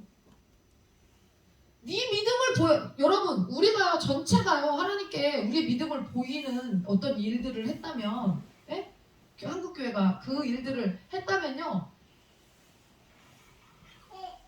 번제로 준비된 어린 양 번제로 쓰일 어린 양은 주님이 준비하신대요. 안 했잖아요. 안 했잖아요. 뭘 원해? 아무것도 안 했으면서. 하나님이 이 땅의 교회를 축복하시길 원해요? 그렇게 해놓고? 이런 식으로 해놓고? 어떻게 축복을 해? 그러니까 이번에 양과 염소된 교회가 다 갈라져서 드러났고 그리고 양의 쪽 양은 오른쪽이죠. 염소가 좌측이고 원래 그렇게 분류를 하잖아요. 양이 오른쪽이잖아요. 그래서 우파돼야 된다 그랬잖아. 맨날 얘기하잖아요. 우파랑 좌파의 특징이 그거라고. 염소가 될 것이냐 양이 될 것이냐라니까요. 근데 그래서 우리가 하나님의 편에서 봤을 때 크기와 관계없이 양의 자리에 있는 사람들에 대해서 교회에 대해서 하나님이 축복하시는 거예요. 우리가 그 우편에 있다는 사실에 대해서 진짜 감사해야 되는 거예요. 여러분, 하나님께서는요 끊임없이 여러분들의 믿음을 보이기를 원하세요. 하나님은요 그거를 우리의 믿음을 보일 수 있는 어떤 결정들이 필요할 때 여러분 지체하지 말고 딱 하세요. 그게 재정이 됐든, 근데 우린 재정 훈련 너무 잘 돼가지고 성도들이 많이 고민은 안 하겠지만 그게 재정이 됐든 시간이 됐든 어떤 예배에 대한 헌신이 됐든 봉사가 됐든 여러분 하나님이 원하시는 걸요 그때그때 함으로 여러분이 가진 믿음의 고백을요 드러나게끔 해야 하나님이 받으시는 거예요. 그리고 할 때 내가 얼마나 어려운 중에 이렇게 행동하는 것인지에 대해서도 어필을 해야 돼요. 하나님은 다 아시지만 보세요. 이미 아브라함이 어떤 심정으로 했는지. 여러분, 아브라함이요 이삭을 데리고 올 때 사라에게 말했을까요? 안 했을까요? 안 했죠. 아니 생각을 해보세요. 아들 죽이러 가는데 엄마한테 얘 죽이러 갔다 올게. 번제물로 번제 좀 드리고 올게. 이렇게 얘기했겠죠. 그럼 엄마는 사라는 당연히 양을 갖다가 번제를 드린다고 생각하지 이삭이를 때려잡아갖고 번제를 드릴 거라는 생각을 안 했겠죠. 그러니까 갔다 오라 했겠죠. 근데 이삭을 드리고 올게라고 말하지 않았죠. 그냥 번제 좀 드리고 올게라고 말을 했겠죠. 그럼 3일 동안 남편이 길 떠나면서 얘기 안 했겠어요. 행간을 읽어 내려가야 돼요. 성경은 행간을. 근데 성경에서 사라에게 얘기했다고 안 했어요. 그럼 얘기를 안 했으면요 여러분, 얘기를 만약에 했으면 어떻게 됐을까요? 사라가 난리가 났겠죠. 절대 안 된다고 미쳤냐고 막 하면서 난리가 났겠죠. 내 새끼 어떻게 얻은 내 아들인데 걔를 죽여갖고 번제로 삼는다는데 안 하죠 절대. 미친 거라고. 다시 한번 하나님께 물어보라고. 왜요? 뭐요? 이거 한다고 사라가. 그러니까는 얘기 안 했단 말이에요. 근데 알게 됐어. 만약에 사라가 알게 됐어요. 그럼 어떻게 했을까요? 어떻게 될까요? 미쳐 죽겠지. 만약에 진짜로 얘를 번제물로 드리고 왔어. 미쳐 죽겠죠, 사라가. 근데 온 집안 사람들이 말렸을 거란 말이죠. 근데 그게 아브라함한테는 영향력을 끼칠 수 없어요. 이미 결정했잖아요, 마음 가운데. 그냥 가는 거예요. 그거를 말할 수도 있고 말하지 않을 수도 있지만 어쨌든 아브라함의 결정은 뭐예요? 가서 번제를 드리는 거예요. 그러니까 신경 쓰지 않고 갔단 말이에요. 그냥 갔어요. 근데 하나님이 예비해 두신 양을 잡아갖고 드리게 된 거예요. 여러분, 사람들은 자기가 어떤 일에 대해서 책임질 것처럼 말하면서 우리의 결정을 왜곡하게 하고, 그리고 믿음의 고백을 해야 되는 어떤 시즌에 그걸 턱 채뜨려가지고 그 고백을 못하게 하고 불안에 떨게 하고 우리를 조롱하고 비방하고 박해합니다. 한국교회가 그렇게 코로나 3년을 당했습니다. 얼마나 땅에 떨어졌으면, 교회의 위신이 얼마나 땅에 떨어졌으면 옆집 아저씨가 뭐 우리 시작도 안 했는데 땅 파는 데 와가지고 걔 난리를 치잖아요. 교회는 안 된다면서. 교회는 안 된다면서. 그게 말도 안 되는. 부녀회장님 괜히 와가지고 직접 대고, 노인회장 그거 못 가게 우리 이거 콘크리트 붓는 날 콘크리트 부는 데서 누워가지고 30만 원 내놓으라고. 콘크리트 붓는 거 다 반대하고. 아, 내가 그때 저주를 그냥 아주 빡시게 퍼부었어야 되는데, 예? 내가 그걸 못한 게 아쉽네요. 그냥 요새 막 말하는 대로 막 다 이루어지니까. 원래 여러분 종교적으로 법준 거에 대해서는 법적인 처벌 안 받는 거 알죠? 종교적으로 저기를 하잖아요. 종교적으로 그걸 주잖아요. 이렇게 무당들이 너 뭐 네 자식 어떻게 될 거야, 뭐 구태야 돼 이런 거 하잖아요. 이거요 법에 처벌 안 받아요. 네, 법으로 처벌 안 받아요. 종교적인 거예요. 내가 만약에 그 우리 괴롭혔던 사람들을 막 내가 기도해갖고 당신 3개월 안에 내가 죽게 해달라고 내가 기도할 거야. 막 이런 식으로 막 내가 막 하잖아요. 그 처벌 안 받아요. 법적인 이 종교적인 이유에서 말한 거에 대해서 처벌 안 받더라고요. 목사님은 그 협박이야라고 했는데 아니, 협박 아니지. 내가 죽인다는 게 아닌데 하나님이 하게 하신다는 건데 그게 안 된다고 그러더라고요. 적용이. 우리의 믿음을 하나님께 여러분 충실히 보이셔야 됩니다. 믿음을 보일 여러 가지 기회들이 있어요. 믿음을 보일. 그때 여러분 정말 주님을요 감동시키셔야 돼요. 제가 중학교 1학년 때부터 교사를 하면서 그 모교회에서 애들 그때도 지금처럼 그 크리스마스가 되면은 한 달 전부터 애들 연습을 시키는 거예요. 율동도 연습시키고 성극도 그때는 성극을 꼭 했어요. 성극도 연극도 연습을 다 시키고 노래하는 거 연습시키고 다 연습을 시켰어요. 그거를 제가 다 했어요. 중학교 1학년 때부터. 그런데 애들을 보면 그 시간에 나와갖고 그거를 연습을 하고 있는 애들을 보면 저녁 때 매일 모였거든요. 저녁 때 연습을 하고 있는 아이들을 보면 너무 그게 뭐가 먹이고 싶은 거예요. 중학교 1학년짜리가 나는 어떻게 그런 마음이 나에게 있었는지 모르겠어요. 시골이라 먹을 게 없어요. 6시만 돼도 문방 그 가게가 문을 닫아요. 몇 개 팔지도 않는 그 가게. 과자 몇 개 팔지도 않는 그 가게가 문을 닫습니다. 학교에 갔다가 학원에 갔다가 바로 차에서 내려가지고 교회로 걸어가는 거예요. 교회로 걸어가려면 한참 걸려요.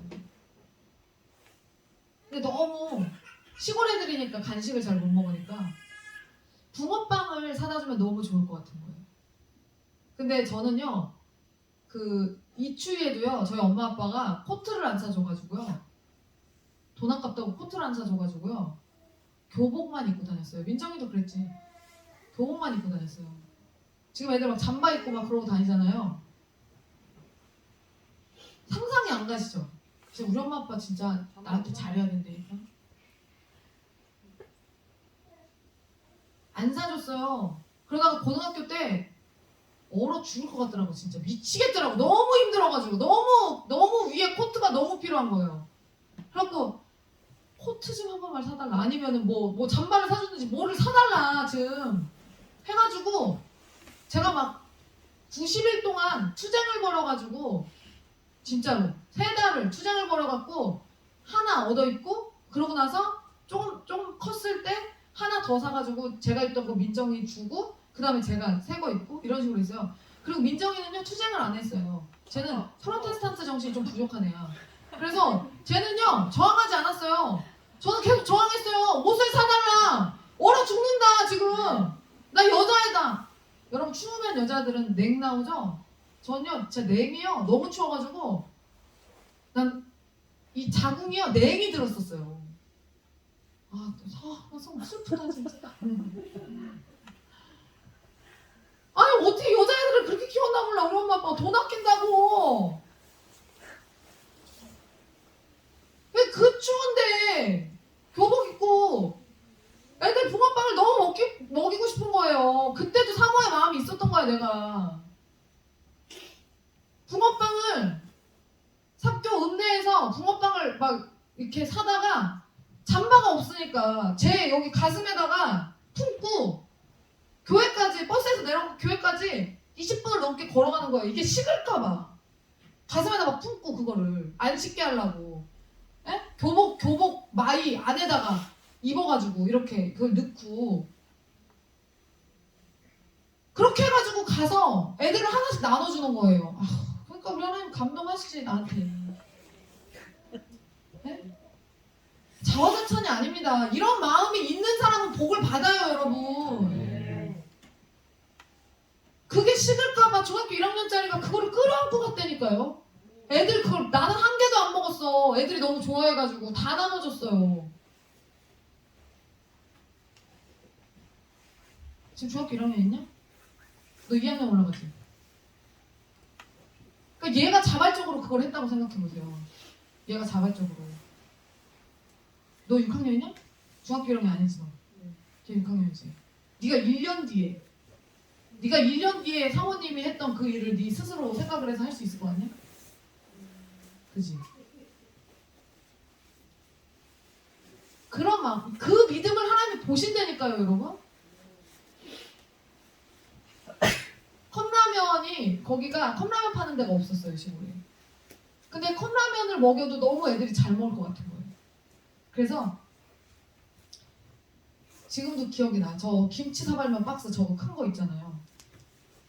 저거를 이제 학교에서 오면서 저거를 사서 머리에 이고 오는 거야. 뒤에는 내 가방을 메고 교회로 가는 거예요. 그래갖고 중학교 1학년 때 그 물 끓여가지고 다 부어갖고 밥 먹고 오는데도 그거를 먹는 거를 내가 보고 싶어가지고 나 그때도 먹는 거에 진심이었는데 그래갖고 애들을 막 주는 거예요. 재밌게 하라고 연습 재밌게 하자고. 그 믿음을 하나님이 제가 믿음을 보이는 거잖아요. 그때 하나님이 그걸 보시고 얼마나 기뻐하셨을까요? 얼마나 예쁘셨을까요? 그 아이들을 먹이겠다고 에? 여러분 먹이는 자의 사명 에? 누가 먹여요? 목자가 먹이는 거예요. 목자의 마음을 가진 자는 어렸을 때부터 그게 있는 거예요. 그렇게 먹이려고 했어요. 그래서 막 내 돈도 보태고 해가지고 교회에서 계속 돈 달라 할 수 없으니까 내 돈도 보태고 해가지고 뭐 내 돈이 얼마가 있겠어요. 그걸로 해갖고 막 사가지고 막 갖다 주고 내가 먹이고 네? 이런 마음 하나님이요. 여러분 그 마음을 다 아세요. 진짜 다 읽으세요. 얼마나 선한 마음으로 하나님의 사람들을 대하고자 하는지 네? 그거를 그냥 하나님 다 꿰뚫고 보신단 말이에요. 그것이 여러분의 믿음을 하나님께 보이는 것이고 그 믿음을 보였을 때 하나님 그 믿음을 보시고 감동하시는 거고 네? 이럴 줄 야 얘가 저렇게 대답할 줄 몰랐네. 진짜 감동이다. 하나님이 준비하실 거래. 내가 준비할 거래. 하나님의 성품을 꿰뚫고 있잖아요. 얼마나 감사한 일이에요. 여러분 우리가 교회를 세우는 과정에서 다음 세대를 또 세우는 과정에서 여러분 각자가 해야 될 일이 정말 많습니다. 교회를요 우리 집보다 더 소중하게 생각해야 돼요. 교회를요 예배당을요 우리가 예배하는 이 공간을 진짜 아름답게 꾸며야 되고요. 진짜 귀한 곳이라고 생각을 해야 돼요. 여러분들이 이 공간에 대해서 네? 제가 항상 얘기하잖아요. 나 우리 집은 들어가도 돼. 근데 나 교회 지저분한 건 못 가. 제가 그러잖아요. 하나님이 거하시는 곳, 우리가 예배하는 곳. 궁극적으로는요, 여러분 천국에 가면요, 우리 성도들끼리 이렇게 모여 산다니까요. 예배당 하나씩 주겠지. 마을별로 있겠죠. 지금 이 땅이 천국의 모형이잖아요. 이 땅이 천국의 모형이라고요. 천국에 우리가 나중에 가잖아요. 그러면 이 땅에서 살았던 그 삶이 꿈처럼 느껴진다니까요. 지금 우리가요 사실은요 이 100년이라는 시간 동안 꿈 안에서 살고 있는 거예요. 우리는 원래 천국에 있다가 이곳으로 왔다가 다시 천국으로 가는 거예요. 그러면 우리가 100년 뒤에 천국에 갔을 때 서로 야 잠 한 번 쉬게 자고 왔다 이 생각할 거예요. 네? 꿈 잘 꾸고 왔다. 지금은 우리가 이게 현실이지만 우리가 100년 뒤에 천국에 갔을 때는 이게 꿈이라고요. 그곳에서 우리가 다 만나서 함께 예배하고 살아야 되는데 우리 안에 미워하는 사람들이 있어서도 안 되고 우리 안에 정말 행복과 사랑이 가득가득 넘쳐야 되고 아 그래 이 정도 사람들이면 영원히 살 수 있겠다. 왜냐면 천국에서는 트러블 자체가 안 생기니까 무조건 이 땅에서만 여기서만 우리가 관계를 잘하면 돼요.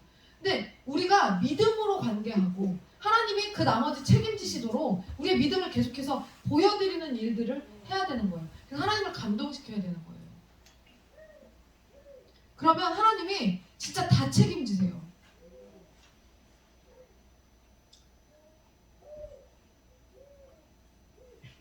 하나님의 명령이요, 한번 떨어지면요, 반드시 그 명령을 따르는 거, 순종하는 거, 지켜내는 거, 그것이 왕정의 가장 기본입니다. 저는 막 사고 볼 때 어명이다 딱 이러잖아요. 그럼 막 너무 그게 어명이 법이잖아요. 어명을 어기면 어떻게 돼요? 죽여도 되잖아요, 그냥. 하나님의 말씀이 그런 거잖아요. 어명이잖아요. 근데 그 어명이 나의 삶에 계속 치고 들어가. 엄청난 가이드라인이 매일매일 생기는 거잖아요. 그 질서와 법, 그 엄청난 질서와 법, 그게 여러분 우리 안에 새겨지잖아요. 그럼 다 뭐든지 잘 됩니다. 우리의 삶이. 뭐든지 잘 됩니다. 제가 공부방과 학원이, 특히 이제 공부방은 그 동네를 제패했습니다. 완전히 제패했어요. 공부방은요. 그래서 그냥 공부방 하면은 한솔 플러스 영어 수학이에요. 우리 공부방이에요. 그 동네에 제대로 된 공부방이 없어요. 그리고 저처럼 이렇게 집을 딱 따로 얻어가지고 하는 데도 없고요. 저보다 학력 훨씬 좋은 분들, 저보다 훨씬 더 잘 가르치는 분들도 계시는데 희한하게 장사가 안 돼요. 희한하게. 근데 저는요, 너무 애들이 막 문의도 막 지금 3월 달에, 2월 달에 오겠다고 대기 걸어놓은 애들만 4명이에요. 4명. 50명까지만 딱 받고 안 받을 거라고. 그랬더니 자리 좀 비워달라고 4명이. 대기하고 있어요. 공부방에. 그 4명이 얼마인지 아세요? 100만 원. 매출이 100만 원이 또 뛰네? 100만 원 뛰어야지. 나 여기 지금 80만 원씩 내야 되는데 이자. 집 들어가면.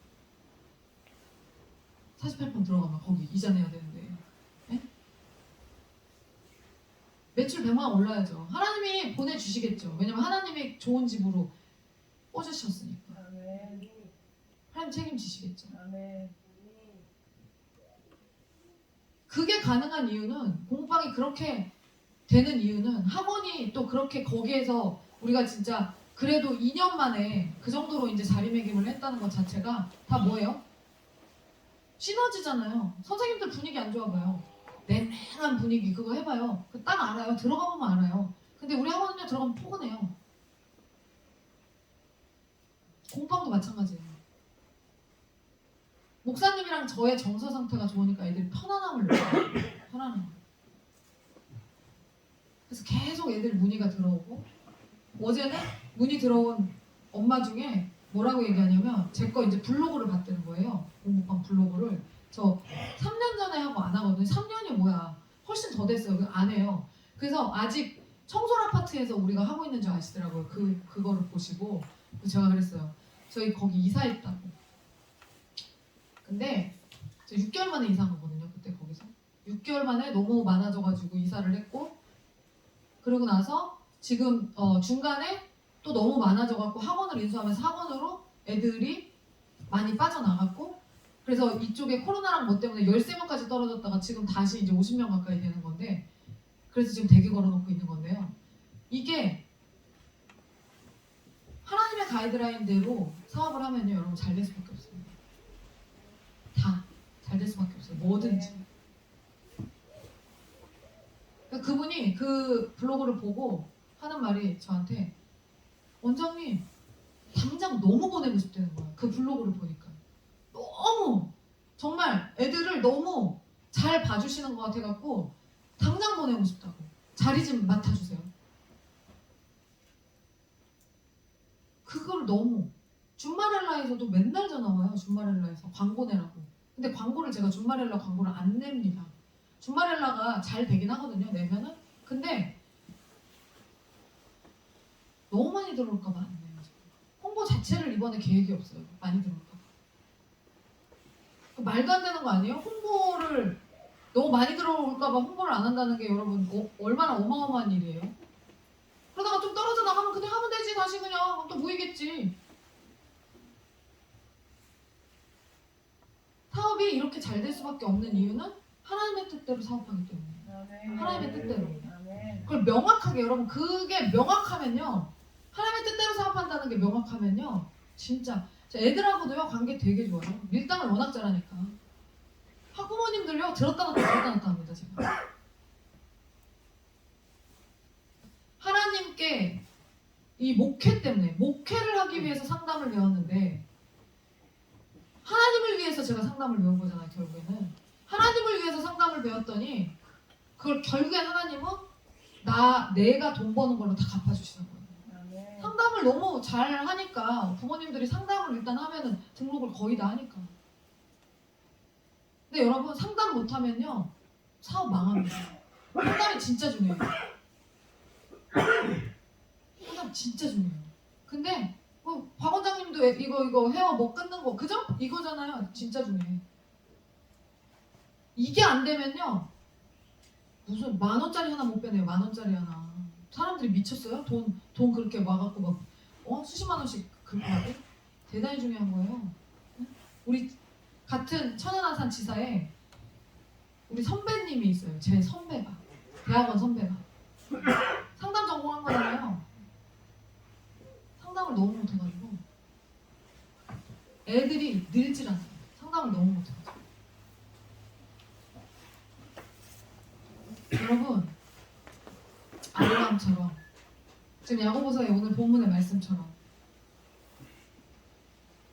사람들이 말한다는 거예요. 너는 믿음이 있고 나는 행함이 없으니까 행함이 없는 내 믿음을 내게 보이라. 난 행함으로 내 믿음을 내게 보이리라.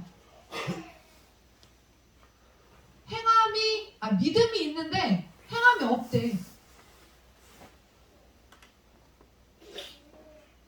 아브라함이 믿음도 있었고 행함도 있었죠.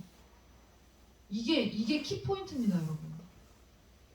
행함이 수반되지 않는 믿음은 다 거짓부러 가짜. 하나님께 보여드릴 믿음이 반드시 있어야 돼요, 여러분. 하나님께 보여드릴 믿음이.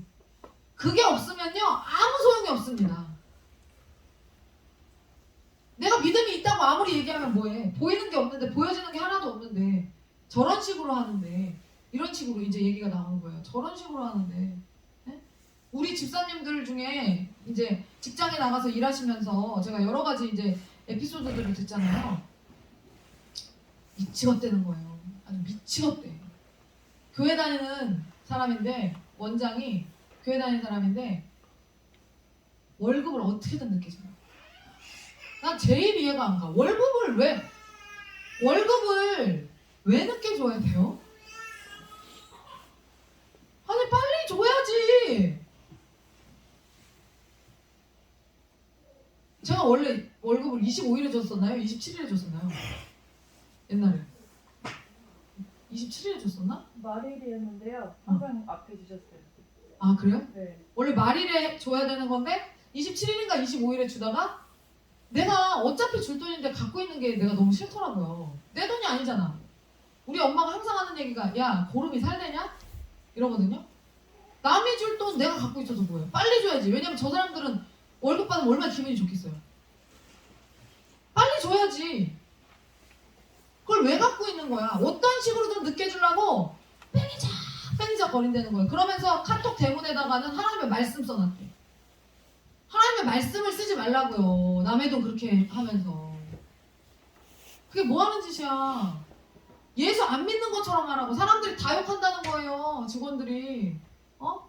차라리 교회 다닌다고 하지 말라고. 음악은 찬양 틀어놓고. 뭐 하는 거냐고 막 욕을 하는 거예요. 월급이 떨어질 때쯤이 되면 한 달 지나면 월급 떨어질 때쯤 되잖아요. 그러면은 아침 받자마자 넣어야지. 나는 막 원래 지금도요. 더 빨리 넣고 싶은데 더 빨리 넣으면 너무 빨리 넣어도 그러니까 정해진 날짜에 들어가는 게 가장 좋잖아요. 틀림없이 정해진 날짜에. 근데 빨간색이 껴있거나 이러면 저는 좀 땡겨서 줘요. 절대 그걸 왜 그러는지 모르겠어 나는. 그게 그 사람 믿음이에요. 그 수준이고 믿음의 수준이 그건 거예요. 그러니까 그렇게 보여지는 믿음으로도 하나님이 너는 누락이야, 너는 안 돼, 넌 제적이야. 하나님 이렇게 하신다고요. 남의 돈 소중히 여길 줄 알아야지. 그게 내 돈이야? 직원 월급이 내 돈이에요? 직원 돈이지? 왜 그 뻘짓을 해가면서 어떻게든 그 돈을 내가 갖고 있어? 내가 갖고 있는 게 무슨 의미가 있어? 남이 줄 돈을 내가 갖고 있는 게 무슨 의미가 있어요? 남 줘야지, 그냥 빨리빨리 결제를 해야지.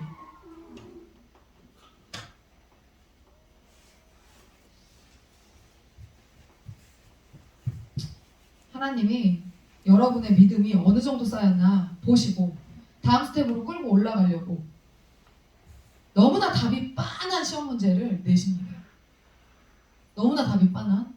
그때 사람들의 눈초리, 시선, 손가락질이 두려워서 답을 알면서도 세상의 것, 하나님이 원하시는 답을 선택하지 않는 그런 바보 같은, 멍청이 같은 그 짓을 이제는 여러분 하지 마세요.